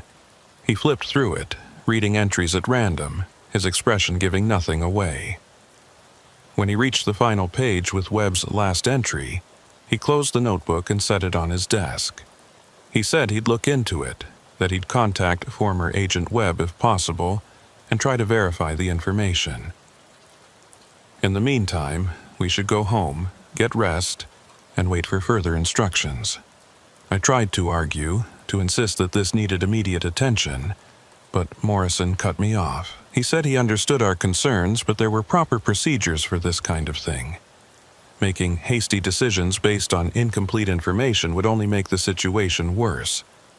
He promised he'd take our report seriously and conduct a thorough investigation. We just needed to trust the process. It was a polite dismissal, and we both knew it. Morrison was doing what any supervisor would do when faced with officers claiming to have encountered something impossible. Document everything, promise action, and quietly arrange for psychological evaluations. He didn't believe us. How could he? We barely believed it ourselves. We left the station and walked back to our vehicles. The parking lot was well lit and felt safe, but I couldn't shake the feeling that we were being watched from the darkness beyond the lights. Colby said he was going to drive home and try to get some sleep, though we both knew that wasn't likely to happen. I told him to call me if anything unusual happened, and he promised he would. I sat in my truck for a few minutes before starting the engine, trying to process everything that had happened. Webb's notebook, the corrupted recordings, the voice on the radio that knew personal details about our lives, the figure on the road with those mechanical eyes. It all pointed to something beyond normal explanation, something that existed in the spaces between what we understood and what we feared. My phone rang. It was Sarah, asking where I was and when I'd be home. I told her I was on my way, that I'd be there in about 40 minutes. She said Emma had been asking about me, wondering when we could go ice skating like I'd promised. I felt a pang of guilt mixed with fear. That promise, the one the voice had mentioned. How did it know? How could something that existed in the frozen wilderness have access to the private conversations that happened in my home? I drove home through the darkness, checking my mirrors constantly, jumping at every set of headlights that appeared behind me. The radio stayed silent, which should have been comforting but instead felt ominous, like a predator going quiet before it strikes. I made it home without incident and found Sarah and Emma in the living room watching TV together. Everything was normal, peaceful, exactly as it should be. I kissed them both and tried to push down the fear that was churning in my stomach. I wanted to tell Sarah what was happening, to warn her that something was wrong, but I couldn't find the words. What was I supposed to say? That invisible stalkers were leaving footprints in the snow? That voices on the radio knew our family's secrets? She'd think I was losing my mind, and maybe I was. I went upstairs to shower and change, trying to wash away the feeling of being watched and followed. When I looked at myself in the mirror, I barely recognized the person staring back. There were dark circles under my eyes. My face was drawn and pale, and there was a haunted quality to my expression that reminded me of photographs I'd seen of soldiers returning from combat. This was what fear looked like when it got inside you and started eating away at everything you thought you knew. I was toweling off when I heard Emma scream. I ran downstairs in my bathrobe, my heart pounding, expecting to find an intruder or an accident. Instead, I found Emma standing at the living room window, pointing outside with a trembling hand. Sarah was holding her, trying to calm her down, and when she saw me, she said Emma had seen something in the backyard. A person standing near the tree line, just watching the house. I looked out the window but saw nothing. Just our snow-covered yard, the trees at the edge of our property, and darkness beyond. I told Emma it was probably just a deer or a neighbor's dog, that there was nothing to be afraid of. But she insisted it had been a person, standing perfectly still, wearing dark clothes, just staring at our house. I grabbed my flashlight and went outside, checking the yard thoroughly. I found them near the tree line, boot prints in the snow. The same tread pattern, the same impossible tracks. They formed a line parallel to our house, about 30 feet from the back wall, as if someone had walked the length of our property while watching our windows. But there were no tracks leading to or from the line. Just that single set of prints, appearing out of nowhere and disappearing the same way. I went back inside and told Sarah I hadn't found anything, that it must have been shadows playing tricks. She didn't look convinced, but she let it drop and focused on getting Emma calmed down and ready for bed. I helped tuck Emma in, promised her that I'd protect her and that nothing bad was going to happen. As I said it, I hoped desperately that I wasn't lying. After Emma was asleep, Sarah confronted me directly. She said she knew something was wrong, that I'd been acting strange ever since I'd come back from that last patrol. She asked me to tell her the truth, to trust her with whatever was bothering me. And sitting there in our bedroom with my wife looking at me with concern and love, I almost broke down and told her everything, but I didn't. Because the truth was too dangerous. If this thing, whatever it was, knew enough about me to mention my family by name, then telling Sarah about it might put her and Emma at even greater risk. The less they knew, the safer they'd be. At least that's what I told myself. Looking back, I'm not sure if that was protective instinct or cowardice. I told her I was dealing with some unusual situations at work, that there was an ongoing investigation I couldn't discuss, and that everything would be fine once it was resolved. She accepted this, though I could see the doubt in her eyes. She knew I was holding back, but she respected my need for space. She kissed me goodnight and turned off the light, and we lay there in the darkness listening to the old house settle around us. I didn't sleep that night. I lay awake listening to every sound, wondering if each creak and groan was the house settling or something else, something that left impossible footprints and spoke with a voice that knew too much. And somewhere in the darkest hours of the night, I accepted the truth that I'd been avoiding. This wasn't going to stop. Whatever was happening, whatever had driven Webb to abandon his career and disappear, it had chosen me and Colby as its next targets. And unless we found a way to understand it, to fight back against something that operated outside the rules of normal reality, it was going to destroy us just like it had destroyed him. The question was, how do you fight something that can be everywhere and nowhere at once? How do you protect yourself from something that knows your deepest secrets and can appear and disappear at will? I didn't have answers, but I knew that lying here in the darkness, waiting passively for whatever came next, wasn't an option. Tomorrow, I'd call Colby, and together we'd figure out what Webb had been investigating before he disappeared. We'd follow his research to wherever it led, even if that meant crossing boundaries we didn't understand into territory that maps didn't show, because the alternative was to run, to abandon everything and disappear like Webb had done. And I wasn't ready to give up my life, my family, my sense of reality without fighting back. Not yet. The call from Colby came at 6 a.m. I hadn't slept at all. Just lay in bed staring at the ceiling and listening to the sounds of my family breathing in the rooms around me. When the phone buzzed, I grabbed it before the second ring, not wanting to wake Sarah or Emma. Colby's voice was tight, controlled in a way that told me he was barely holding himself together. He said he'd found something in Webb's notebook, a location mentioned in one of the later entries. A place Webb had been planning to investigate before he disappeared. Colby thought we should check it out, and he wanted to go today, right now, before we lost our nerve, or Morrison decided to pull us from active duty permanently. I should have said no, should have told him we needed to wait, to think this through, to bring in backup or at least tell someone where we were going. But I knew that wasn't going to happen.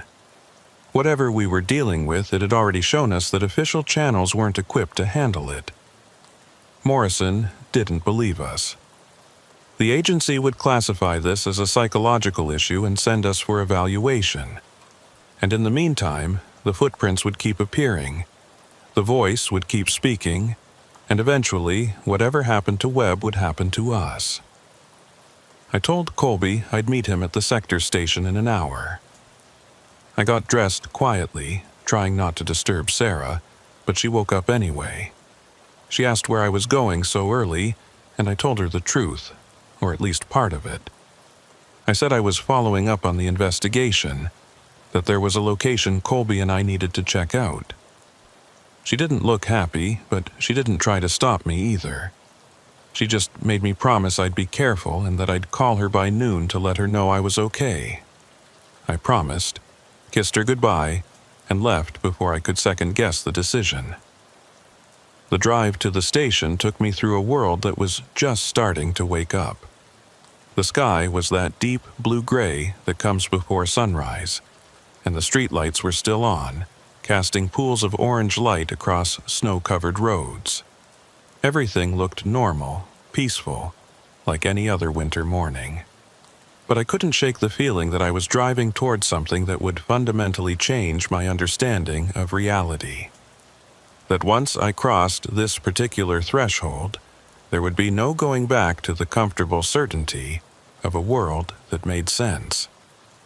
Colby was waiting in the parking lot when I arrived, sitting in his patrol vehicle with the engine running. He'd brought copies of Webb's notebook entries, printed out and organized in chronological order. When I climbed into the passenger seat, he handed me the stack of papers and pointed to one entry in particular. It was dated 3 weeks before Webb's disappearance, written in handwriting that was starting to show signs of stress but was still mostly legible. The entry described a location about 40 miles north of our sector, deep in the wilderness area that straddled the border. Webb had found references to it in old border patrol records from the 1970s, back when the sector boundaries were different, and patrol routes covered areas that were now considered too remote to monitor regularly. The location was listed as a former checkpoint, decommissioned in 1981 after repeated equipment failures and personnel complaints. Webb had written that he suspected this abandoned checkpoint might be significant, that the pattern of footprint sightings seemed to converge on coordinates that were very close to where the old building should be located. I asked Colby if he knew anything about decommissioned checkpoints in the northern sector. He said he'd heard rumors, stories that got passed around among the older officers. There had been a checkpoint up there called Station 9, supposedly built in the late 60s to monitor a stretch of border that saw a lot of illegal crossings back then, but the station had a reputation for being unlucky. Officers who worked there reported constant equipment problems, radio interference, and a general feeling of unease that made it difficult to staff. Eventually, the agency had decided it wasn't worth maintaining and shut it down. The building had been left to rot, too remote to be worth the cost of demolition. Colby said he'd tried to find official records about Station 9's exact location, but most of the old files had been lost or destroyed during a records purge in the 90s. The best he could do was use the coordinates Webb had written in the notebook and hope they were accurate. I looked at the map he'd printed, showing the route we'd need to take. It would require driving to the end of the maintained access roads, then continuing on foot or snowmobile across several miles of wilderness. In good conditions, it would be a difficult trek. In winter, with deep snow and sub-zero temperatures, it would be borderline suicidal. I asked Colby if he really thought this was a good idea. He looked at me with eyes that had dark circles underneath them, eyes that belonged to someone who hadn't slept in days, and he said he didn't know. But he knew he couldn't keep living like this, looking over his shoulder, jumping at shadows, waiting for footprints to appear in his yard or that voice to come through his radio again. If there was a chance that Station 9 held answers, then he had to take it, even if it meant walking into the same trap that had caught Webb. I understood exactly what he meant because I felt the same way. So I told him I was in, and we started driving north. The route took us along progressively more remote roads, past scattered farms and hunting camps, through forests of pine and birch that grew thicker and darker the farther we traveled. We passed the last official checkpoint about 20 miles out, waving to the officer on duty who probably thought we were just doing a routine sector patrol. Beyond that point, we were truly isolated, driving through territory that saw maybe one vehicle a week during summer and virtually none during winter. We reached the end of the maintained road about 2 hours after leaving the station. From here, we'd have to continue on foot. Colby had brought snowshoes and emergency gear, and we spent a few minutes getting organized before setting out. The temperature was -30, and the wind was picking up, creating conditions that would become genuinely dangerous if we stayed out too long. I set a timer on my phone for 3 hours. If we hadn't found Station 9 by then, we'd have to turn back whether we wanted to or not. The trek through the wilderness was brutal. The snow was waist-deep in places, and even with snowshoes we had to fight for every step. The forest around us was absolutely silent except for the sound of our breathing and the crunch of snow under our feet. No birds, no animal sounds, nothing that suggested life existed in this frozen landscape. It felt like walking through a photograph, everything static and cold and waiting. We'd been hiking for about 90 minutes when Colby stopped and pointed ahead. Through the trees, barely visible against the snow, I could see a structure. It was small, maybe the size of a single car garage, built low to the ground with walls that had once been white, but were now stained with decades of weather and neglect. The roof had partially collapsed, and one wall was missing entirely, exposing the dark interior to the elements. But there was no question that this was man-made. A building that had been constructed with purpose and then abandoned to the wilderness. We approached carefully, watching for any sign of recent activity. The snow around the building was undisturbed, except for some animal tracks, probably fox or coyote. The door was hanging off its hinges, and when we looked inside, we found exactly what you'd expect from an abandoned checkpoint. Broken furniture, rusted filing cabinets, scattered papers that had been reduced to pulp by moisture and time. Everything was covered in a thick layer of ice and snow that had blown in through the collapsed roof. But there was something else. On one wall, barely visible under a coating of frost, someone had written something in what looked like marker or spray paint. The letters were large, maybe 6 inches tall, and they formed a single sentence that made my stomach tighten with recognition. "They're always late. Webb had been here." This was the same phrase that appeared over and over in his notebook, the obsessive repetition that marked his descent into whatever had ultimately driven him away. I looked at Colby and saw my own fear reflected in his face.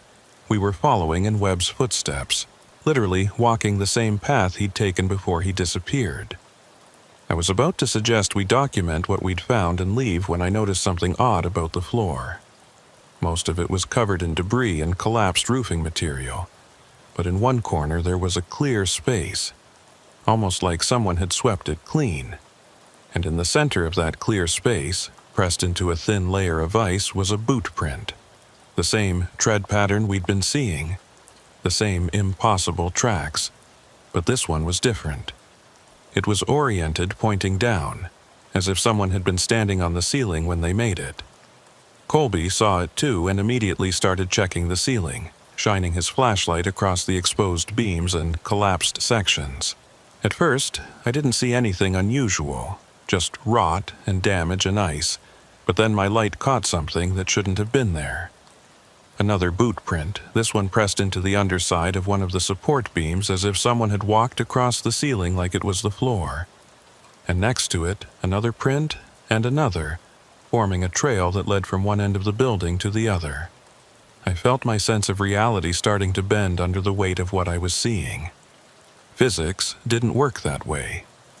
People couldn't walk on ceilings.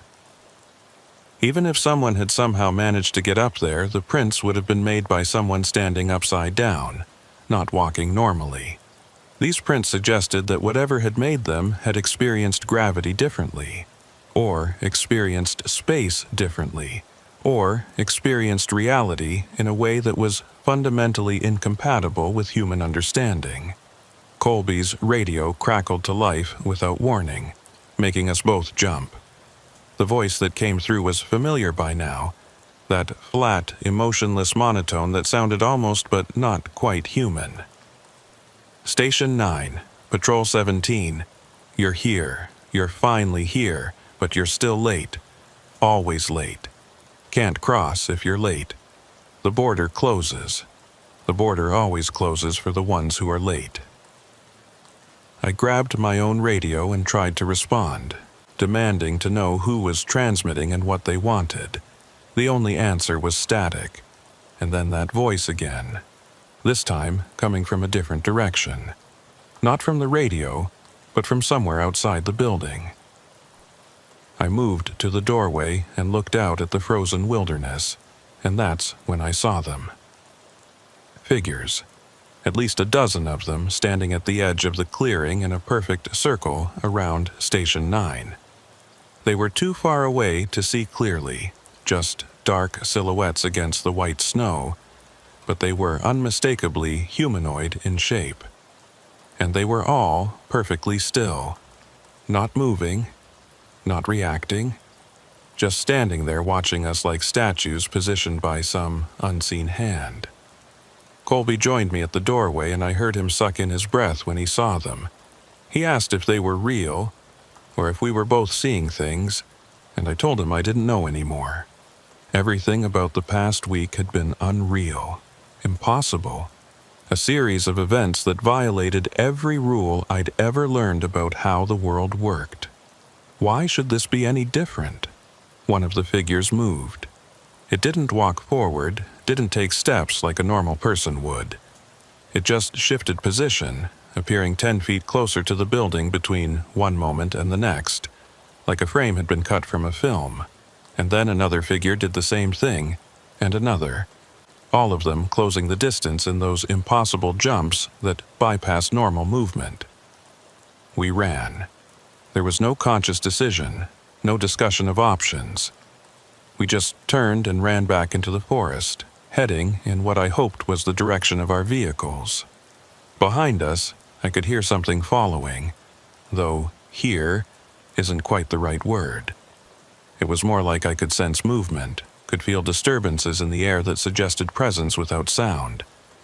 The figures were pursuing us, matching our pace, maintaining that perfect circle formation even as we fled through the trees.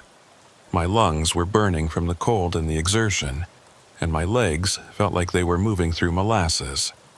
The snowshoes that had been essential for traveling through deep snow now felt like anchors dragging me down. I could hear Colby gasping somewhere to my right, could hear him muttering something under his breath that might have been a prayer, or might have been curses. And beneath it all, I could still hear that voice, not from the radio now but from the forest itself, echoing from multiple directions at once. Late, late, late. Can't cross if you're late. The border is closing. The border has always been closing. You were supposed to cross. You were supposed to reach the other side.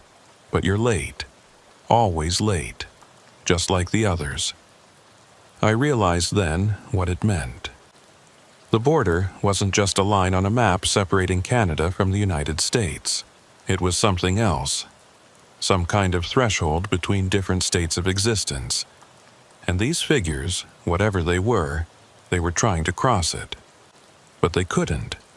Not without help. Not without someone to guide them or anchor them or whatever it was they needed. They were stuck, trapped in this liminal space, and they'd been waiting here for decades, maybe longer, trying to find a way through. Webb had figured it out. That's why he'd run. He'd understood that the footprints weren't evidence of border violations in the traditional sense. They were evidence of something trying to cross over from wherever it existed into our reality. And the reason they were always late was because the crossing window, whatever that meant, kept closing before they could complete the transition. They were trapped in an eternal loop of almost, but not quite, making it through. And now they wanted us. Needed us. For what, I didn't know and didn't want to find out.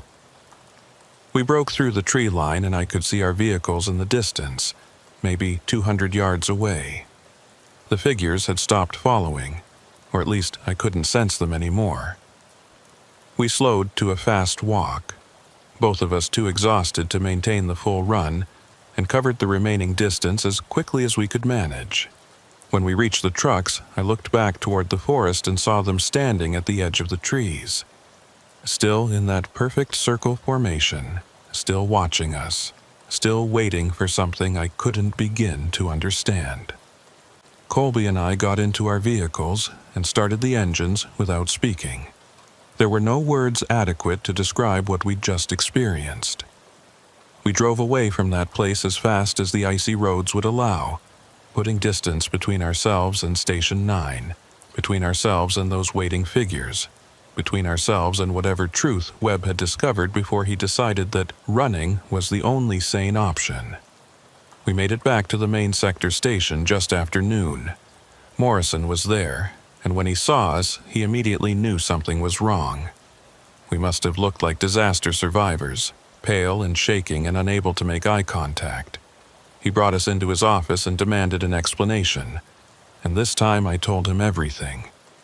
Every detail, every impossible thing we'd witnessed, holding nothing back because I was past the point of caring whether he believed us or thought we were insane. To my surprise, Morrison didn't dismiss us. He listened to the entire account, his expression growing more troubled as we described Station 9 and the figures and that voice repeating its endless message about being late. When we finished, he was quiet for a long moment, and then he said something I didn't expect.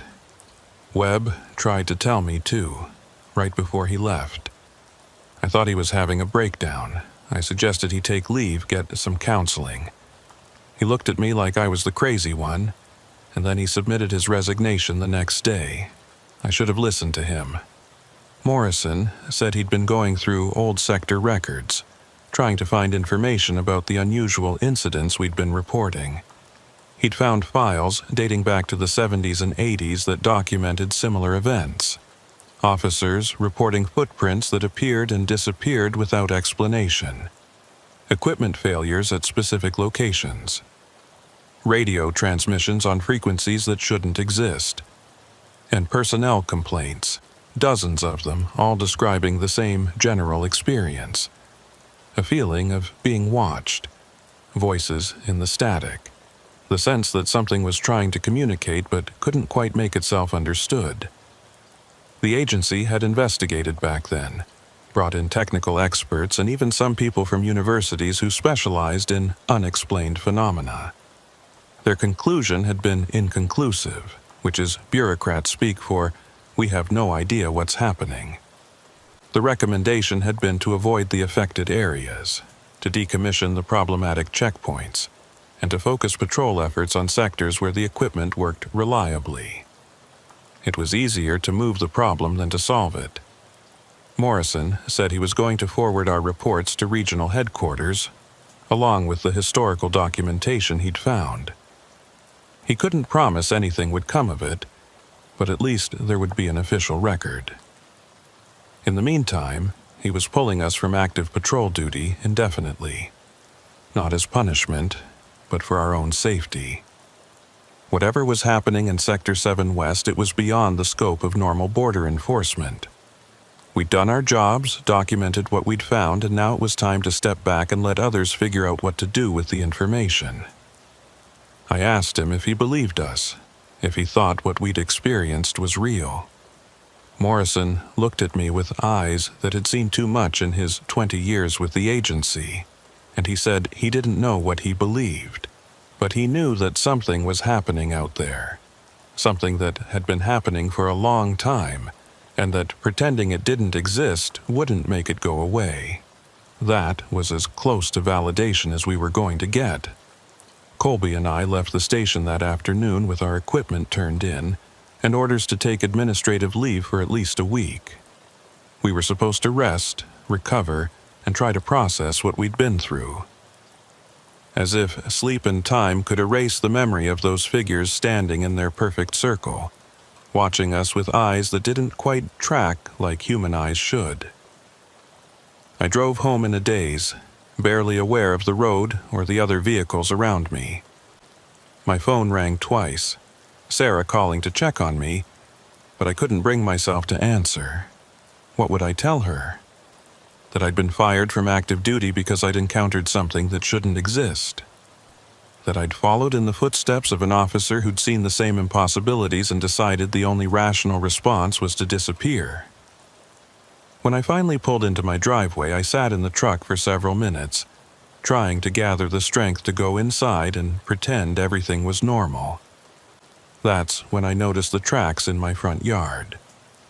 Boot prints, leading from the street to my front door, then back to the street and disappearing.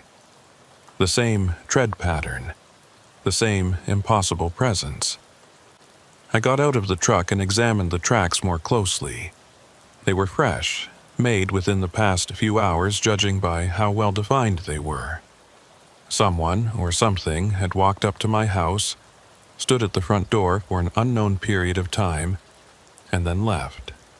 The spacing of the prints suggested they'd been standing still for a while, just waiting there on my front porch, watching my house. I checked the door and found it locked, no signs of forced entry. The security system I'd installed last year showed no alerts. Whatever had been here, it hadn't tried to get inside.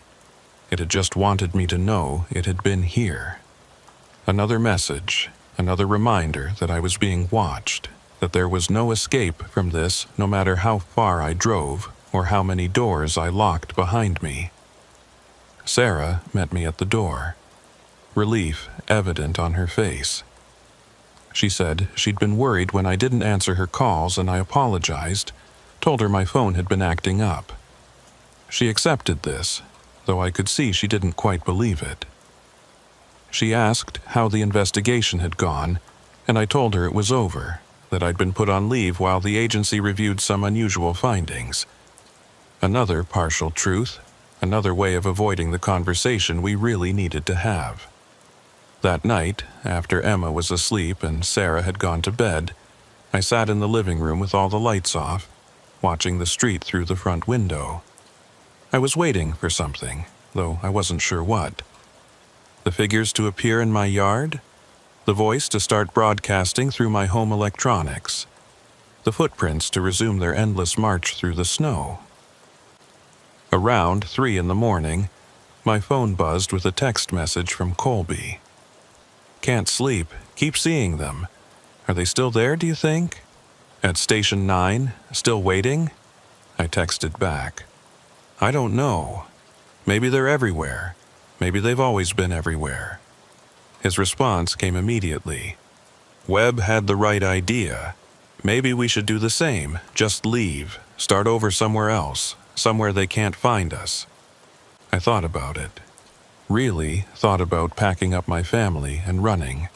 Moving to some distant city where the wilderness didn't press in quite so close, and the borders were just lines on maps instead of thresholds to somewhere else. But I knew it wouldn't matter. The tracks had appeared at my house, in my yard. They knew where I lived. Whatever connection had been established between us and them, it wasn't bound by geography. I texted Colby back. Running didn't help Webb. He's still gone. We don't even know if he's alive, or if he ended up crossing whatever border they wanted him to cross. No response.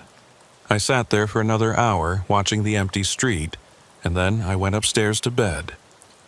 Sarah was asleep, and I lay down next to her, staring at the ceiling in the darkness. Tomorrow, I'd have to figure out what came next. Tomorrow, I'd have to decide if I could keep living in this house, in this sector, knowing what I knew. Tomorrow, I'd have to find a way to explain to my daughter why her father jumped at shadows and couldn't promise her that everything would be okay.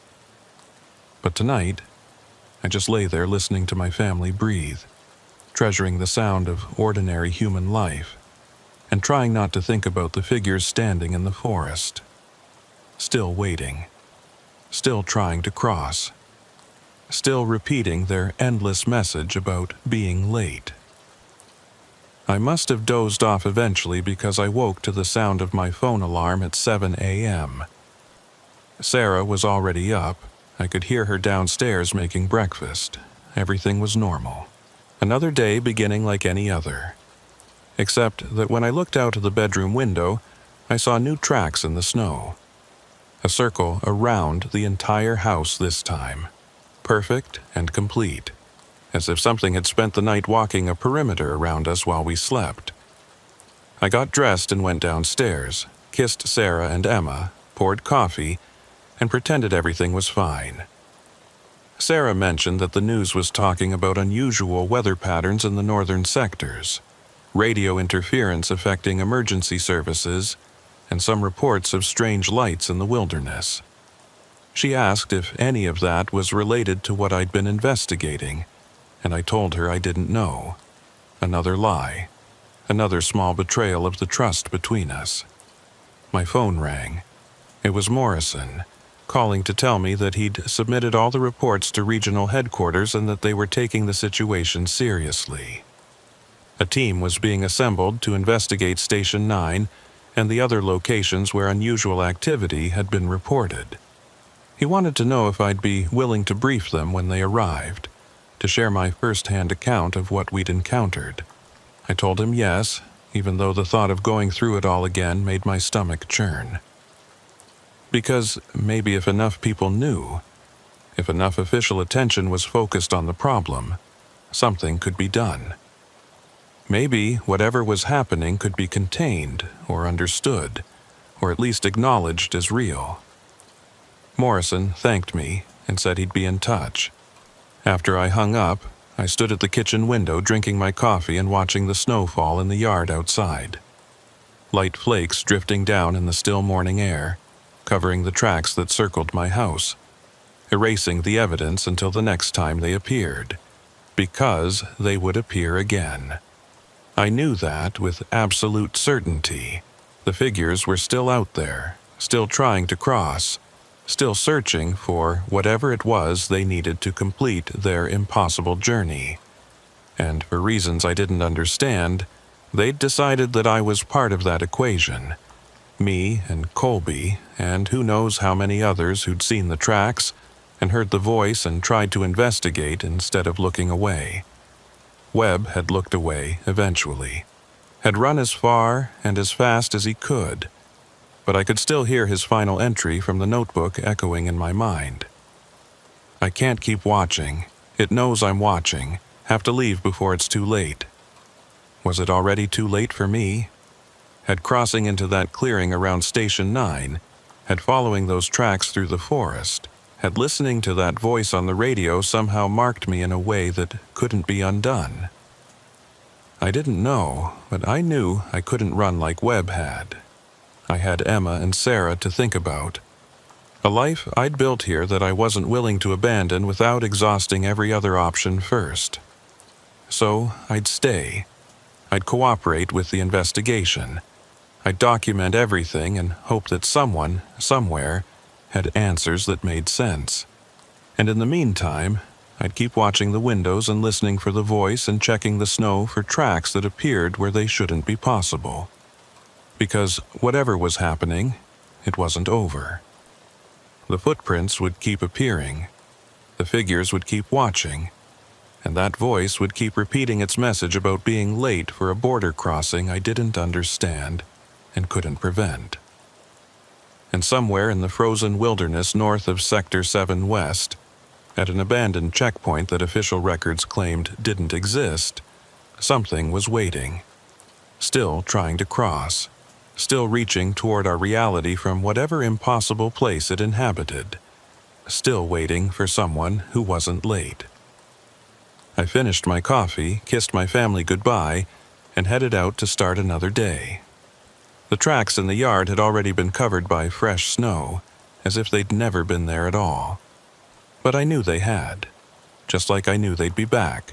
They always came back.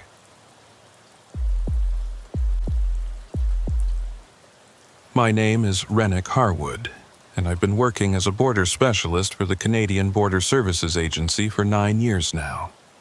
Most people don't really understand what that title means, and to be honest, it sounds more impressive than it actually is. Basically, I'm the guy they call when something unusual happens at one of the remote crossing points in the Saskatchewan-Montana sector. Could be a vehicle that's triggered multiple security alerts. Could be suspicious movement picked up by our surveillance cameras. Could be anything that falls outside of normal patrol procedures.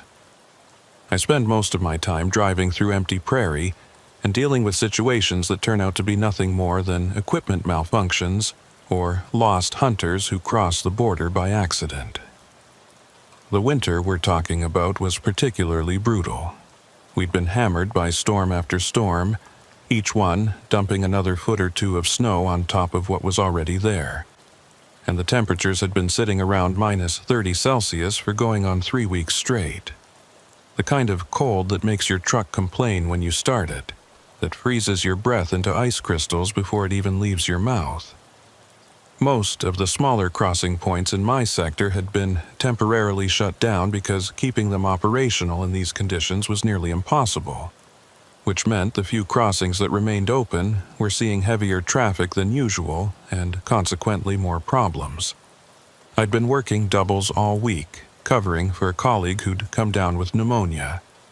By Thursday night, I was bone tired and counting the minutes until I could go home, take a hot shower, and sleep for about 12 hours. I was maybe 20 minutes from calling it when dispatch radioed with something that immediately got my attention. One of our automated monitoring stations, Camera 12, was showing unusual thermal activity about 3 miles inside Canadian territory. The signature suggested a structure giving off heat, which wouldn't normally be remarkable, except that according to our maps, there weren't supposed to be any structures in that location at all. The voice on the radio belonged to Bria Kincross, one of the senior analysts working the night shift at Regional Coordination. Bria was not the type to get excited about nothing, which made the edge of concern in her voice stand out. She told me the thermal signature had appeared suddenly about 40 minutes earlier, showing up on the monitoring system like someone had flipped a switch. One moment, there was nothing but frozen wilderness registering on infrared. The next moment, there was a clear heat source indicating a building with some kind of active heating system inside it. I asked if she was certain the equipment was functioning properly, if this could be some kind of glitch. She said she'd already run full diagnostics and everything checked out perfectly. The signature was real, and whatever was producing it was substantial enough to register clearly from 3 miles away. She wanted me to investigate before the trail went cold, and she meant that literally.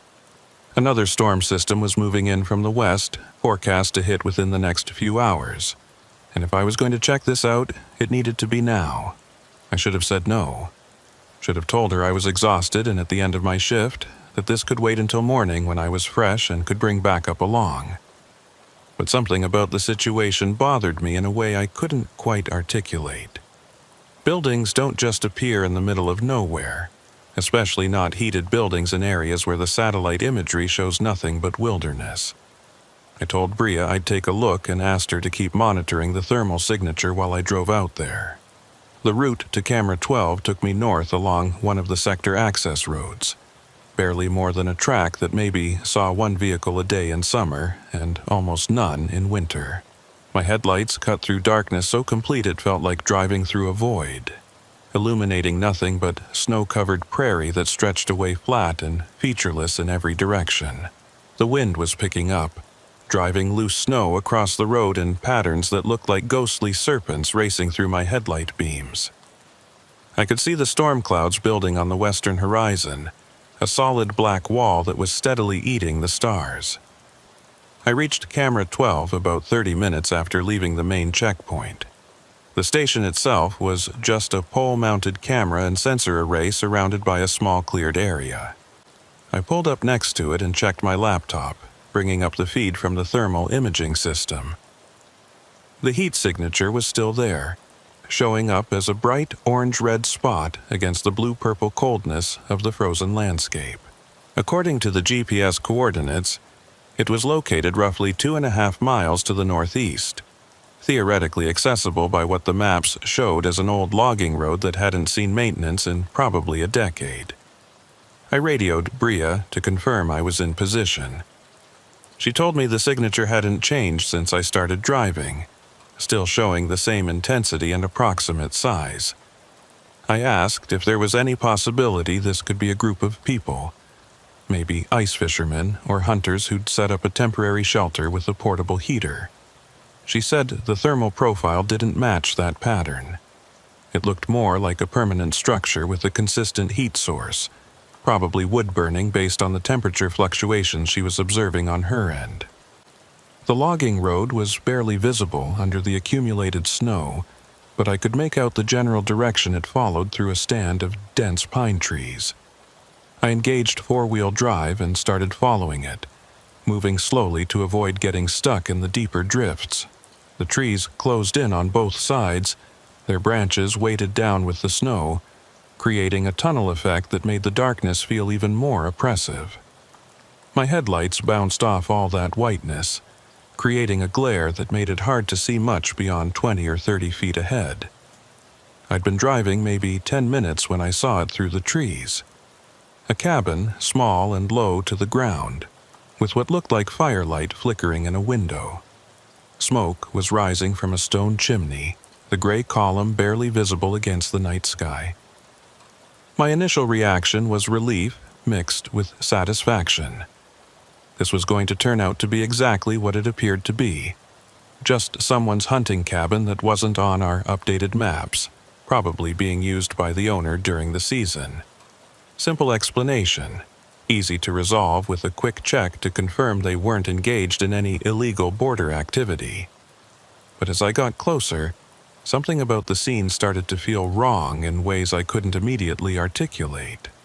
The cabin looked old, genuinely old, with walls constructed from rough-cut logs that had weathered to a dark gray-brown that spoke of many decades of exposure to the elements.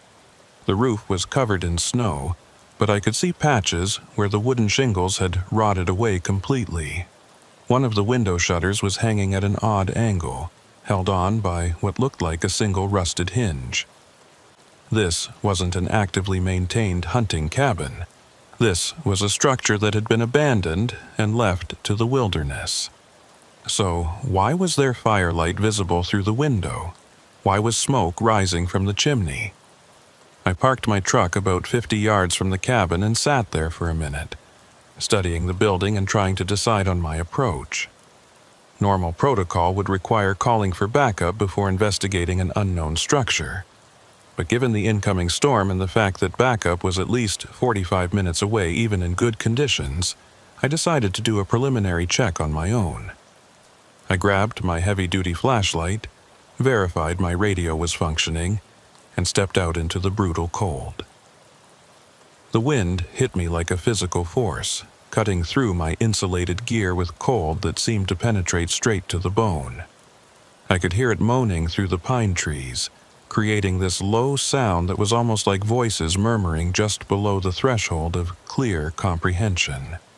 I made my way toward the cabin, my boots breaking through snow that was knee-deep in places, and as I got closer I started noticing more details that deepened my sense that something here was fundamentally wrong. The smoke coming from the chimney was real enough. I could smell it clearly now, that distinctive scent of burning pine or spruce. But the window that had appeared to glow with firelight was darker now, or at least dimmer. There was still a faint illumination behind it, but it was weak and flickering, more like candlelight than the steady glow of a lamp or electric bulb. And the snow around the cabin, that's what really made my scalp prickle with unease. There should have been tracks, footprints leading to and from the door, tire marks from a vehicle, some indication of how whoever was inside had gotten here and when. But the snow surrounding the structure was completely pristine, unmarked except by my own approaching footprints. Smooth and undisturbed, as if no one had come near this building in days, or possibly weeks. I reached the door and knocked firmly, calling out my identification. "Border Services Agency, if anyone's inside, please make yourself known." My voice sounded thin and inadequate against the wind and the vast silence of the winter forest. There was no response from inside the cabin. I knocked again, louder this time, and repeated my announcement. Still, nothing but silence. The door wasn't locked. When I tried the handle, it turned easily, almost too easily, and swung inward with a prolonged creak that seemed impossibly loud. I shone my flashlight inside and saw a single room, maybe 15 feet square, with a hard-packed dirt floor that had frozen solid. There was a cast-iron stove against one wall, and I could see red embers glowing through the partially open door of its firebox. A crude wooden table occupied the center of the room with two equally crude chairs, and against the far wall sat a narrow cot with a single threadbare blanket folded neatly on top of it. Everything was covered in a thin film of dust, and there was a smell in the air that I couldn't quite identify. Musty and old, like opening a steamer trunk that hadn't been disturbed in years, but someone had definitely been here recently. The embers in that stove proved it. Embers don't sustain themselves. Someone had fed that fire with wood, and judging by the heat still radiating from the stove's surface, they'd done so within the past few hours at most. I stepped inside, sweeping my flashlight methodically across the interior, searching for any sign of the cabin's occupant. That's when I saw it on the table. A single piece of paper, crisp and white against the dark weathered wood, positioned precisely in the center of the table's surface, as if it had been placed there deliberately for someone to find. I approached the table slowly, that sensation of wrongness intensifying with each step. When I got close enough to read what was on the paper, I felt something cold and heavy settle into my stomach. It was a border crossing permit, one of the old paper forms we'd used back in the mid-90s before the entire system went digital. The paper looked fresh and new, not yellowed or degraded the way it should have been if it had been sitting abandoned in this cabin for 2 or 3 decades. And it had been filled out recently, the ink still dark and sharp. But what the permit actually said made my hands start trembling slightly as I picked it up to examine it more closely. The permit was made out to a name I'd never heard before: Caleb Thornhill. The date of intended crossing was listed as today's date. Not some date from years past, but literally today. And in the space reserved for stating the purpose of entry, someone had written in that same neat, precise handwriting, "Final crossing. One way only." I read those words 3 times, trying to force them into some context that made sense. This had to be someone's idea of a prank, some elaborate joke. But who would go to the effort of driving out here in the dead of winter, to a cabin that didn't appear on any maps, just to leave a fake border permit sitting on a table? And why use an obsolete paper form instead of something current? Why fill it out with today's date? None of it added up to anything rational. I pulled out my radio to report my findings to Bria, but before I could press the transmit button, the fire in the cast iron stove suddenly flared bright. The dull red embers burst into active orange flames, as if someone had just added fresh fuel and opened the air intake. But I was the only person in this cabin. There was no one else here who could have done that. I backed away from the stove instinctively, my flashlight beam jerking around as my hand shook. The flames subsided after a few seconds, settling back to their previous smoldering state, but the message was unmistakable. This place was reacting to my presence, responding to my investigation in ways that violated every law of physics and reason I understood. I turned toward the door, intending to get out of this cabin immediately and back to my truck where things made sense, but I froze when I saw what was carved into the wood beside the door frame. Words, scratched into the logs with something sharp, probably a knife. The wood around the letters had darkened with age, suggesting this carving was old, but the message itself was clear enough to read. They always come back to sign. Even the ones who left. Even the ones who forgot, the border remembers. I got out of that cabin as fast as I could move without breaking into a full panic run. The frigid air outside hit my face like a blessing after the oppressive atmosphere inside, and I half stumbled through the snow back toward my truck, my breathing coming in harsh gasps that had nothing to do with physical exertion and everything to do with fear. I climbed into the driver's seat and immediately locked the doors, a completely irrational gesture that nonetheless made me feel marginally safer, and grabbed the radio with shaking hands. Bria answered my call immediately, asking for my status report. I tried to explain what I'd found, but the words came out jumbled and disjointed. A cabin that shouldn't exist, a fire tending itself, a border crossing permit filled out for a final crossing, and dated today. She asked me to slow down and repeat myself more clearly, and I did, forcing myself to speak coherently even though every primitive instinct in my brain was screaming at me to start the truck and drive away from this place as fast as the icy roads would permit. There was a long pause on the other end of the line after I finished describing the permit and what it said.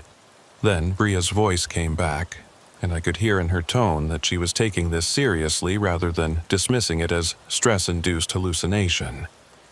She said she was going to contact RCMP immediately to see if they had any information about this cabin or anyone named Caleb Thornhill operating in the border region.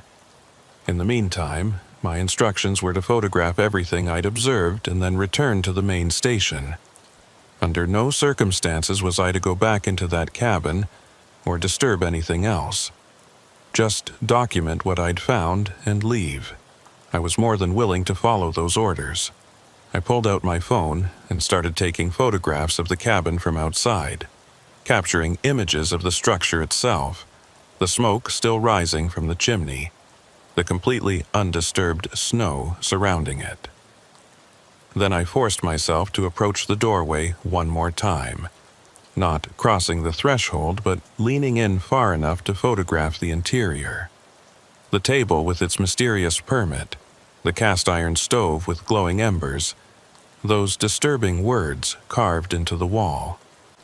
Every photo I took felt like I was documenting evidence of something that shouldn't be possible, creating a record of the impossible.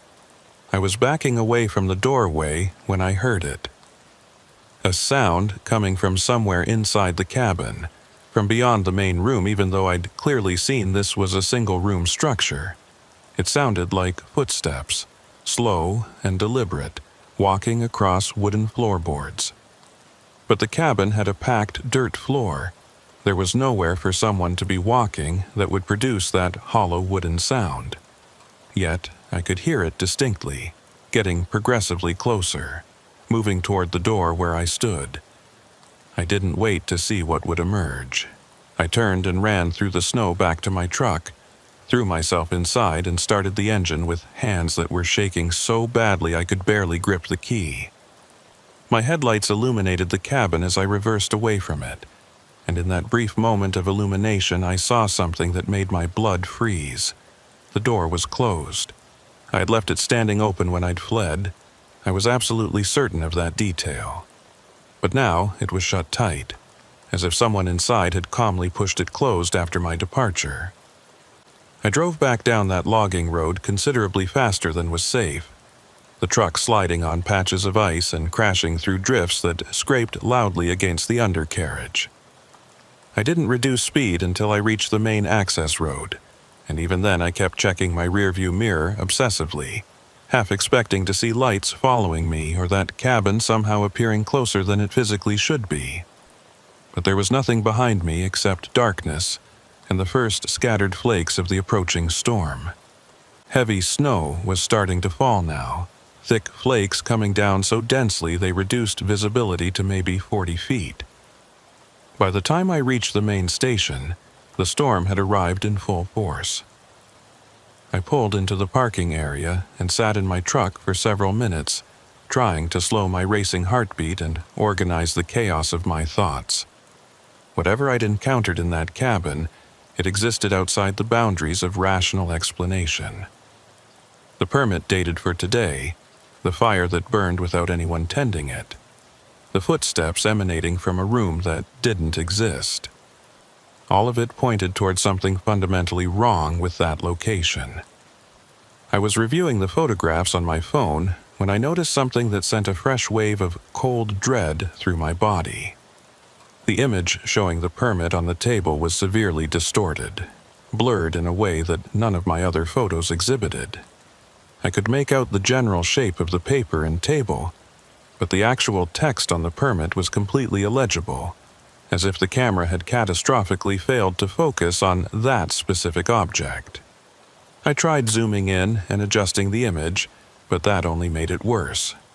The words seemed to shift and blur, no matter how I manipulated the photograph. All my other photos were perfectly clear and properly focused. The exterior shots of the cabin, the images of the cast-iron stove and the cot, the words carved into the wall beside the door. Every single one was sharp and detailed. Only the permit itself had somehow resisted being photographed, refused to leave a permanent record that could be examined later. I went inside the station and found Bria waiting for me in one of the offices. She'd set up her laptop connected to multiple monitors displaying various data feeds and surveillance camera outputs. When she saw me, she immediately asked if I was all right, and I realized I must have looked fairly shaken.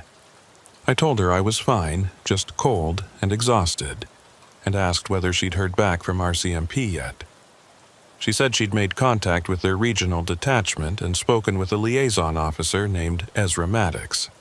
He was apparently familiar with the general area where I'd found the cabin and said he'd be very interested in reviewing my report and photographs. Bria had already transmitted the preliminary information to him, and he was planning to drive over first thing tomorrow morning to discuss the situation in person. She asked if I'd be available to brief him directly, and I said yes. though part of me wanted nothing more than to forget this entire night had ever happened. We spent the next 90 minutes going through everything I documented in meticulous detail. Bria pulled up satellite imagery of the area where the cabin was supposedly located, and we both stared at the screen in mounting confusion. The satellite photos, some of them less than 6 months old, showed nothing but unbroken forest at those exact coordinates.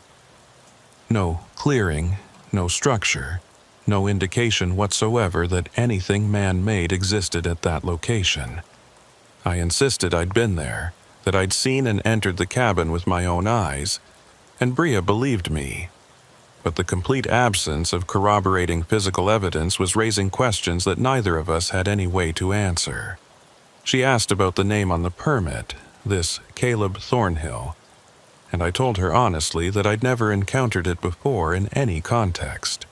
She ran it through every database we had access to, searching for any record of someone by that name crossing the border, or having any documented interaction with border services. The searches returned nothing. As far as our comprehensive systems were concerned, Caleb Thornhill simply didn't exist.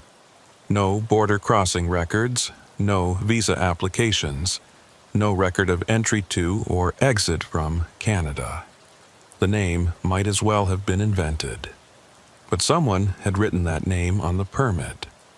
Someone had filled out that obsolete form with today's date and that cryptic notation about a final crossing, one way only. Someone had placed it precisely in the center of that table for me to discover. The question that kept circling through my mind was who, and more importantly, why. Bria finally suggested I should go home and get some rest, that we could continue investigating in the morning once Ezra Maddox arrived and we had access to more resources. I agreed, gathered my things, and headed out into the storm. The drive home was agonizingly slow, with visibility reduced to almost nothing by the heavy snowfall. I kept my speed down and concentrated on the road, trying very hard not to think about the cabin or the permit or those impossible footsteps I'd heard approaching from nowhere. I made it home around 1 in the morning and found my wife already asleep. I tried to move quietly through the house, not wanting to wake her and have to explain where I'd been or what I'd experienced. I stood in the shower for probably 20 minutes, letting scalding water beat down on me, trying to wash away the bone-deep cold that seemed to have taken up permanent residence in my body. But no matter how long I stood there under that hot stream, I couldn't shake the pervasive feeling that something had followed me home from that cabin. Some presence or awareness that had attached itself to me the moment I'd picked up that permit and read those impossible words. I eventually gave up on the idea of sleep around 4 a.m. and went downstairs to make strong coffee. Sitting at my kitchen table and drinking it, I pulled out my phone and looked at the photographs again. The cabin was there in perfect detail, looking exactly as I remembered it. Weathered and ancient, but somehow still standing, smoke rising from its chimney into the winter darkness. And there on the wall, clearly visible in one of my close-up shots, were those carved words that made my skin crawl. They always come back to sign, even the ones who left, even the ones who forgot. The border remembers. What border was it referring to? The international boundary between Canada and the United States was just an arbitrary line on a map, a legal fiction with no inherent meaning beyond what we collectively agreed to assign it. But those words suggested something else entirely, hinted at some other kind of boundary that people crossed without necessarily understanding what they were doing or what it meant. And this final crossing mentioned on the permit, what did that imply? A crossing that could only be made once? A journey from which there was no return? I had no answers to any of these questions, but I knew with absolute certainty that I wouldn't be able to rest until I found them. Something about that cabin and that permit had gotten under my skin in a fundamental way, triggered some deep-seated need to understand and explain what I'd witnessed.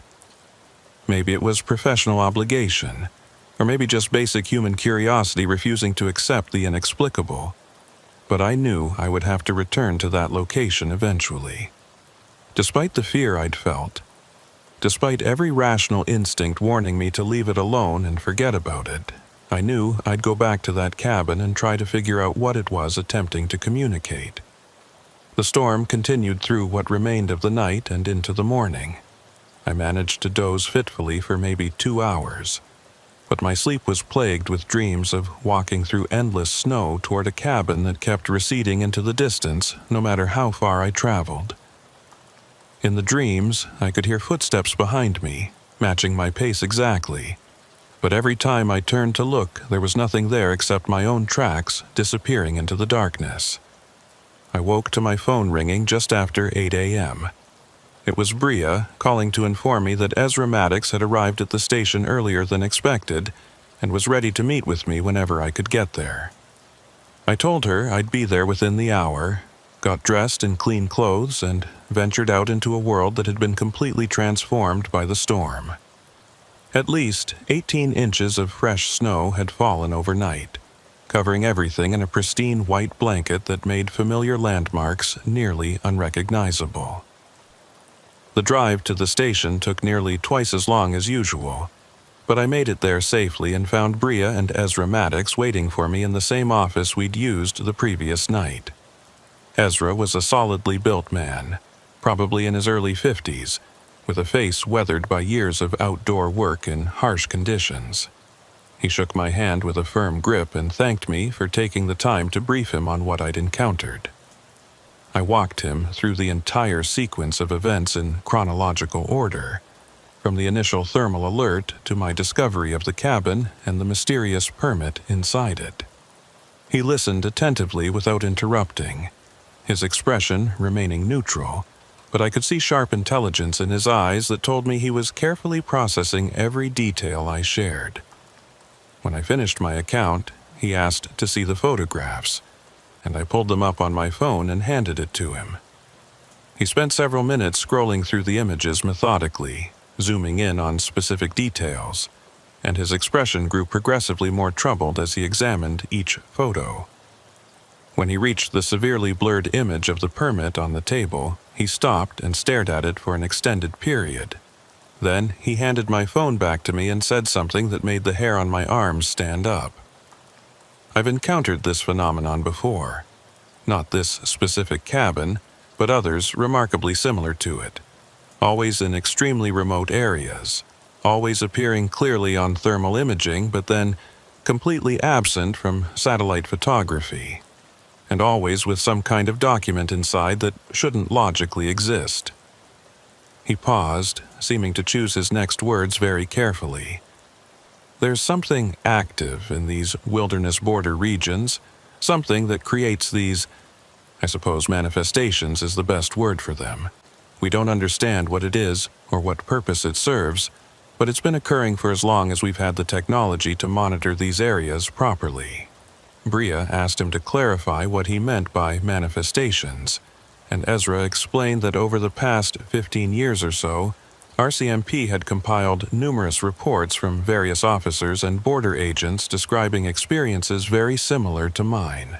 Structures that appeared and then vanished. Documents that couldn't be successfully photographed. Sounds and presences that defied any rational explanation. The reports were kept classified to avoid public panic and media speculation.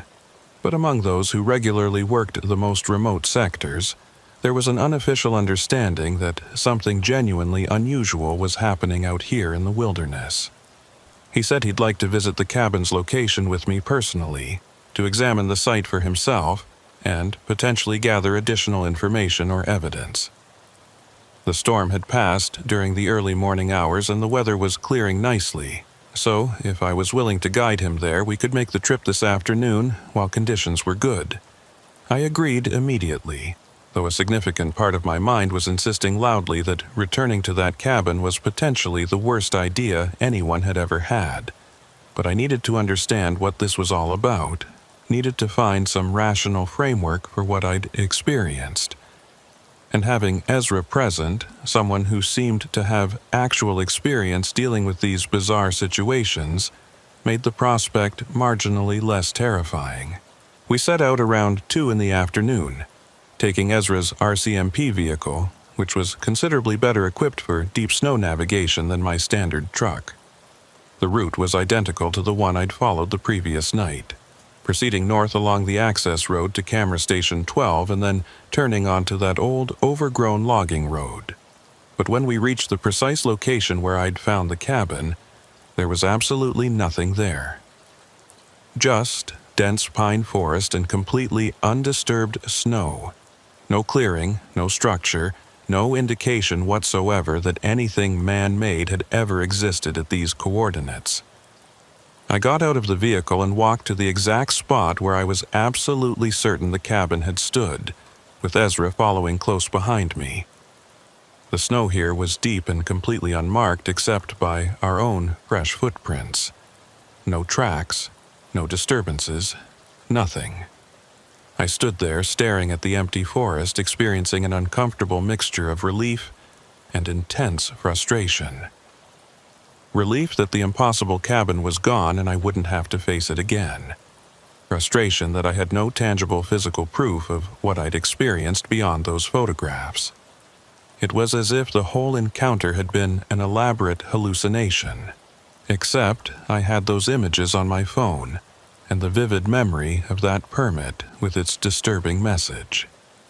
Ezra suggested we install some monitoring equipment in this immediate area, motion-activated cameras and thermal sensors that might capture useful evidence if the cabin manifested again.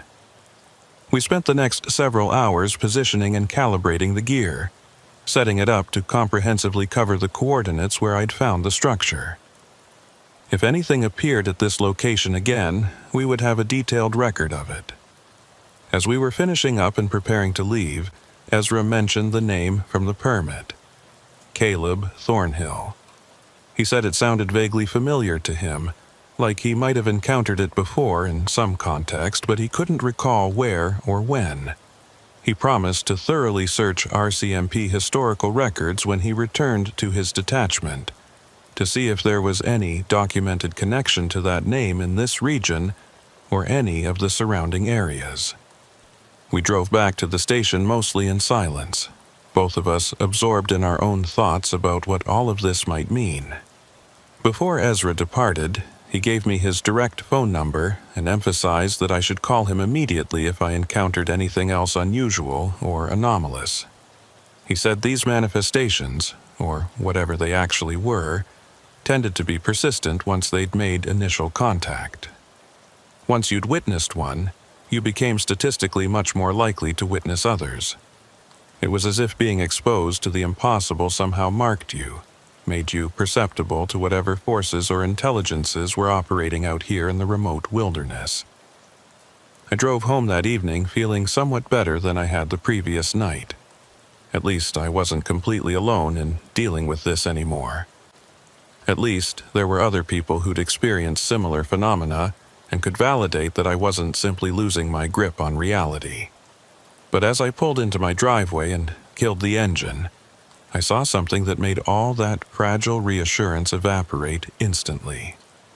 There on my front porch, weighted down with a smooth river rock so it wouldn't blow away, was a piece of paper.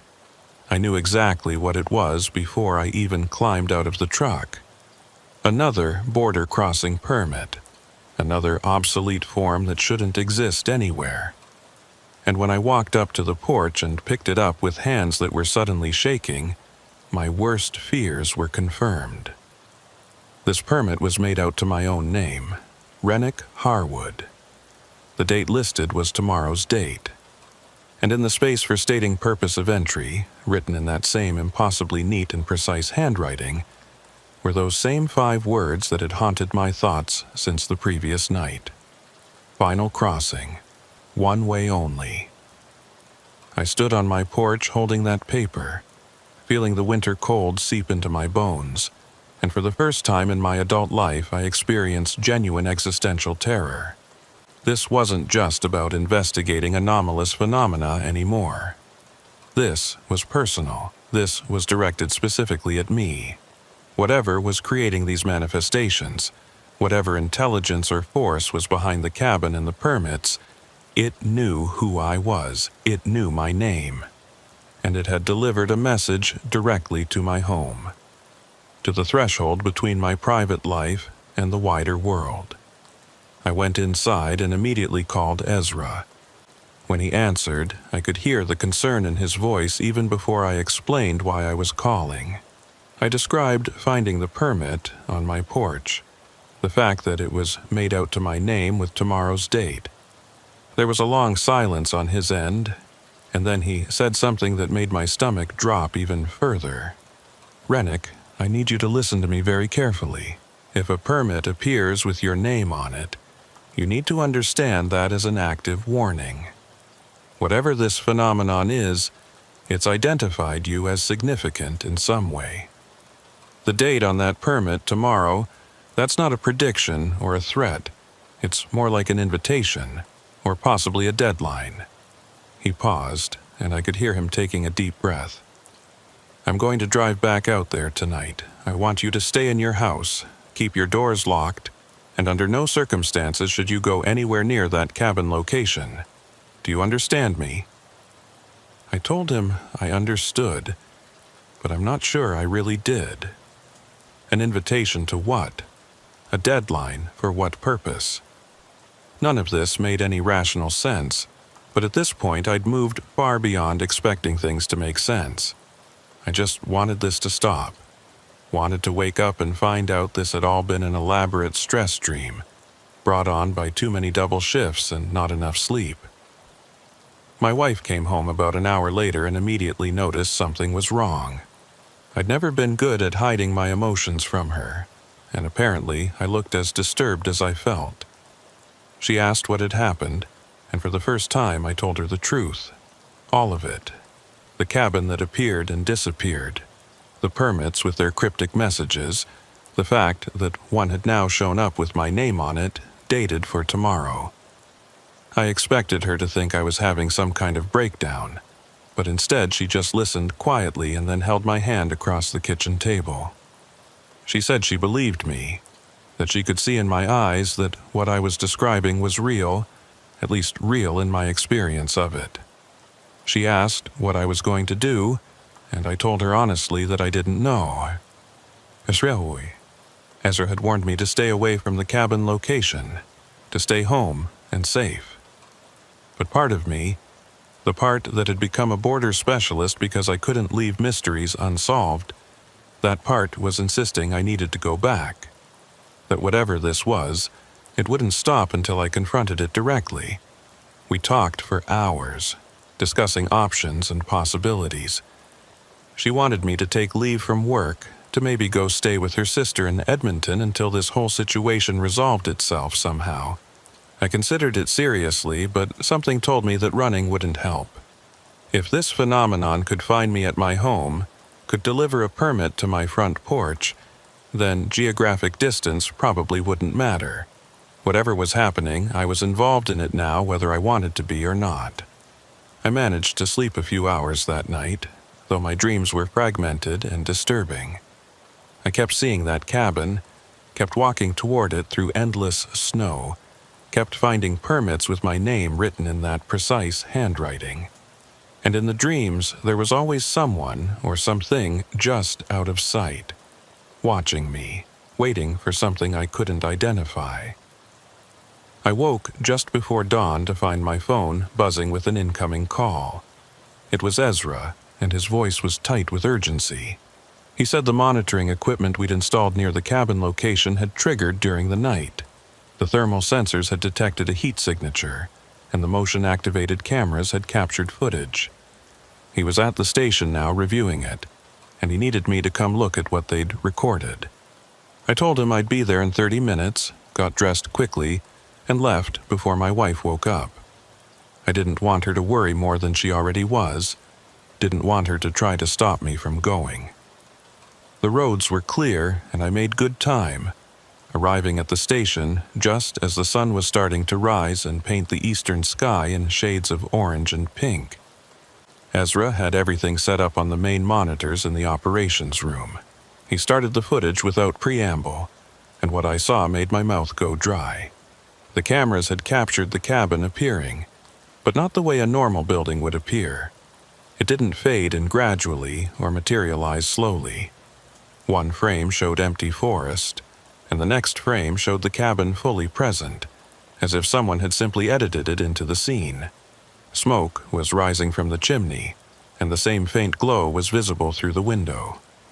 The footage ran for about 40 minutes, showing the cabin sitting there in the darkness, completely static. Then, at timestamp 0347, something changed. The door opened.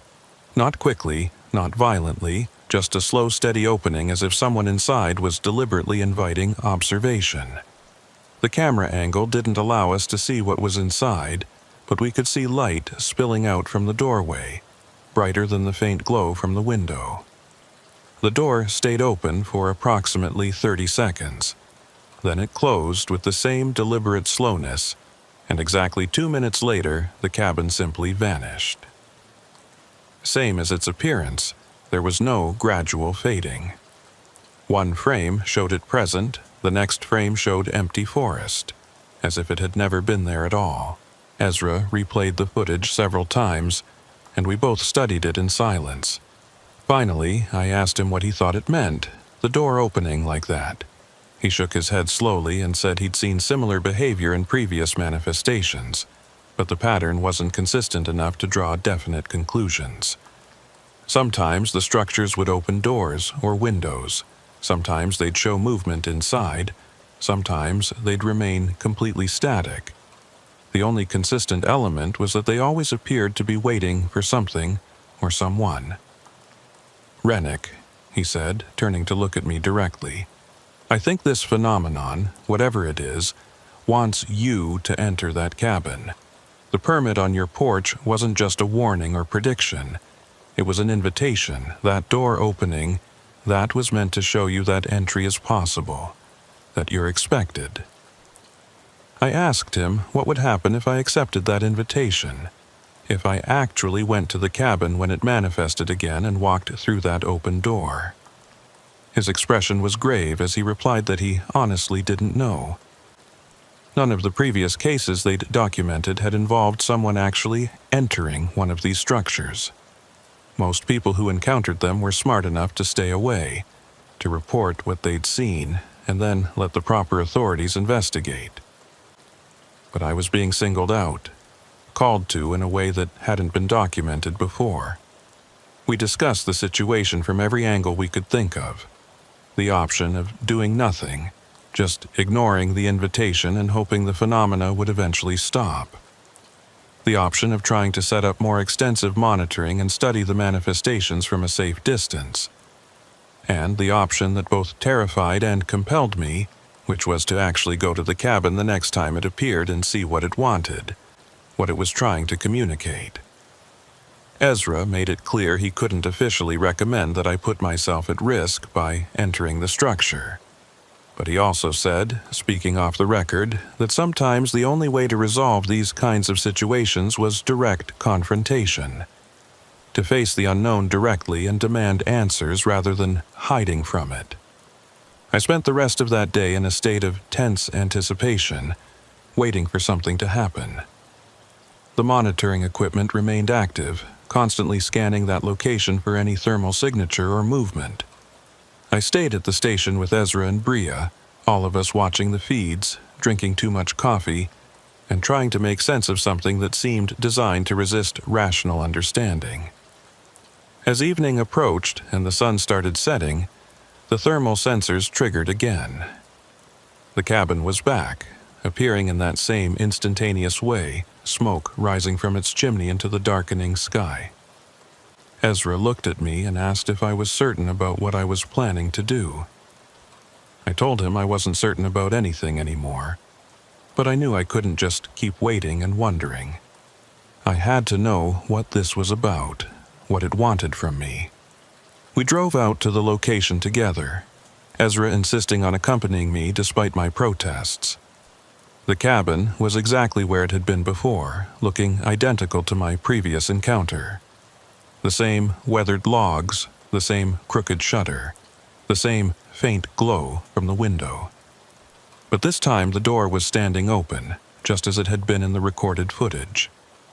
Light spilled out from the interior, warm and inviting in a way that felt deeply wrong, given everything I knew. I got out of the vehicle and stood there looking at that open doorway, every survival instinct screaming at me to get back in the truck and drive away.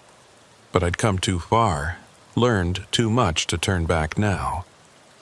I told Ezra to wait there, to give me exactly 15 minutes, and if I wasn't back by then to call for every resource he could access. He agreed reluctantly, his hand resting on his service weapon, though we both knew a gun would be useless against whatever this was. I walked towards the cabin, each step requiring conscious effort to overcome the fear that was threatening to paralyze me. The snow crunched under my boots, and I could hear my own breathing loud in my ears. As I approached the doorway, I could see inside more clearly, the same rough interior I'd observed before, the table with its single chair, the wood stove radiating heat. And there on the table, I could see another permit waiting. I stepped across the threshold and entered the cabin. The door didn't slam shut behind me like I'd half expected. It remained open, allowing cold air to flow in from outside. I approached the table slowly and picked up the permit. This one was blank except for a single line of text at the top, written in that familiar, precise handwriting. Sign below to complete final crossing. Below the text was a blank line, waiting for a signature. My signature.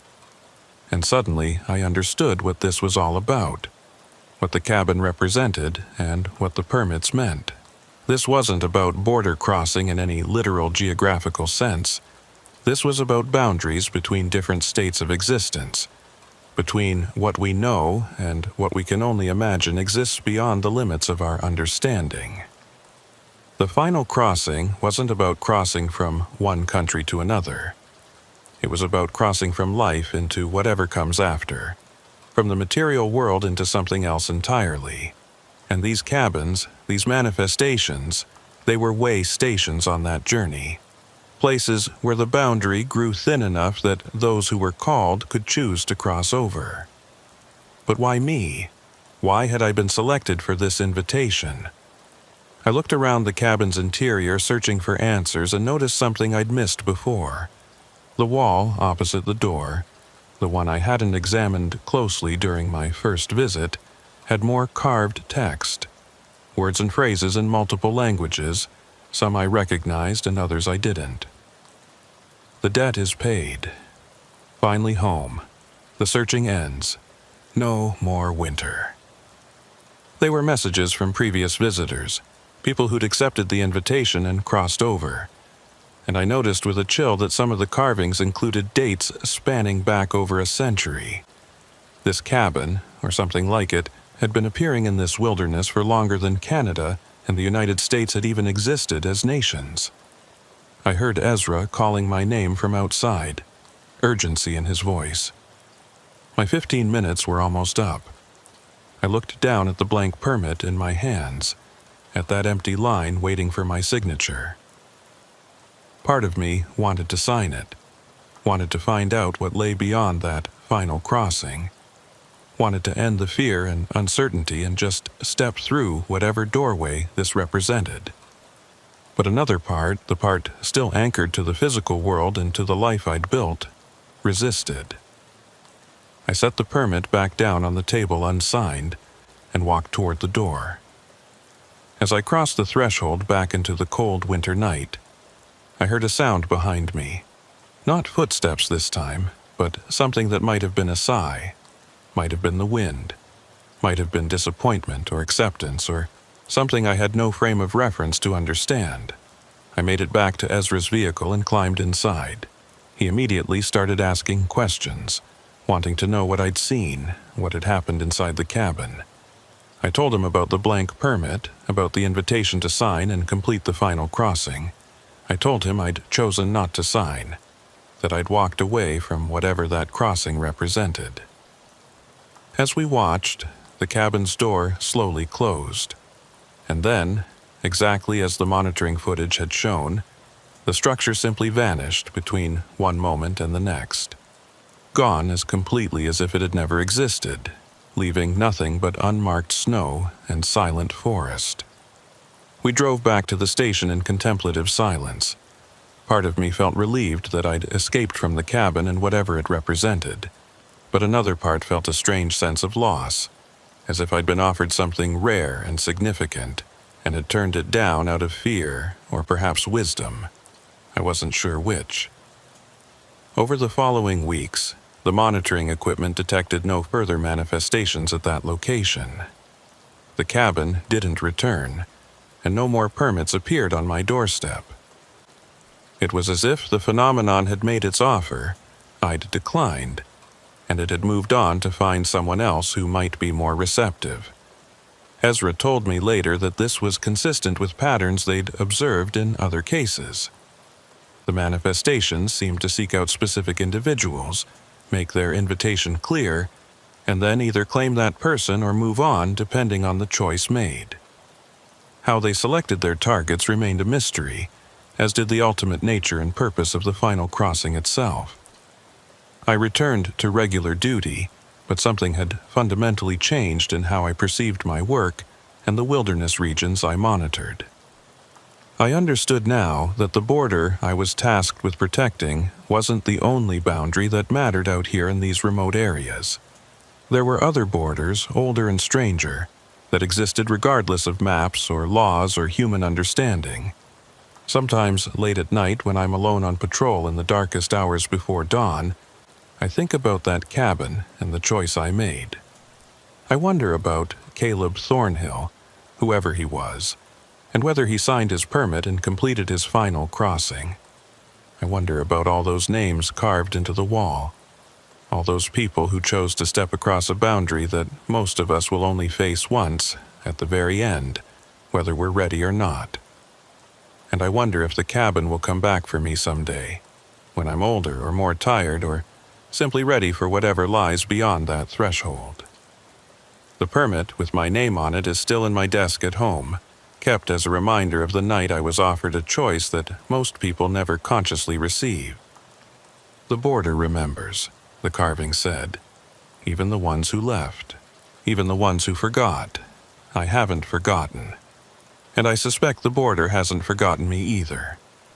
Maybe someday, when my time truly comes, I'll find that cabin waiting for me one final time. And maybe then I'll sign the permit and find out what lies beyond the final crossing. But not today. Not today.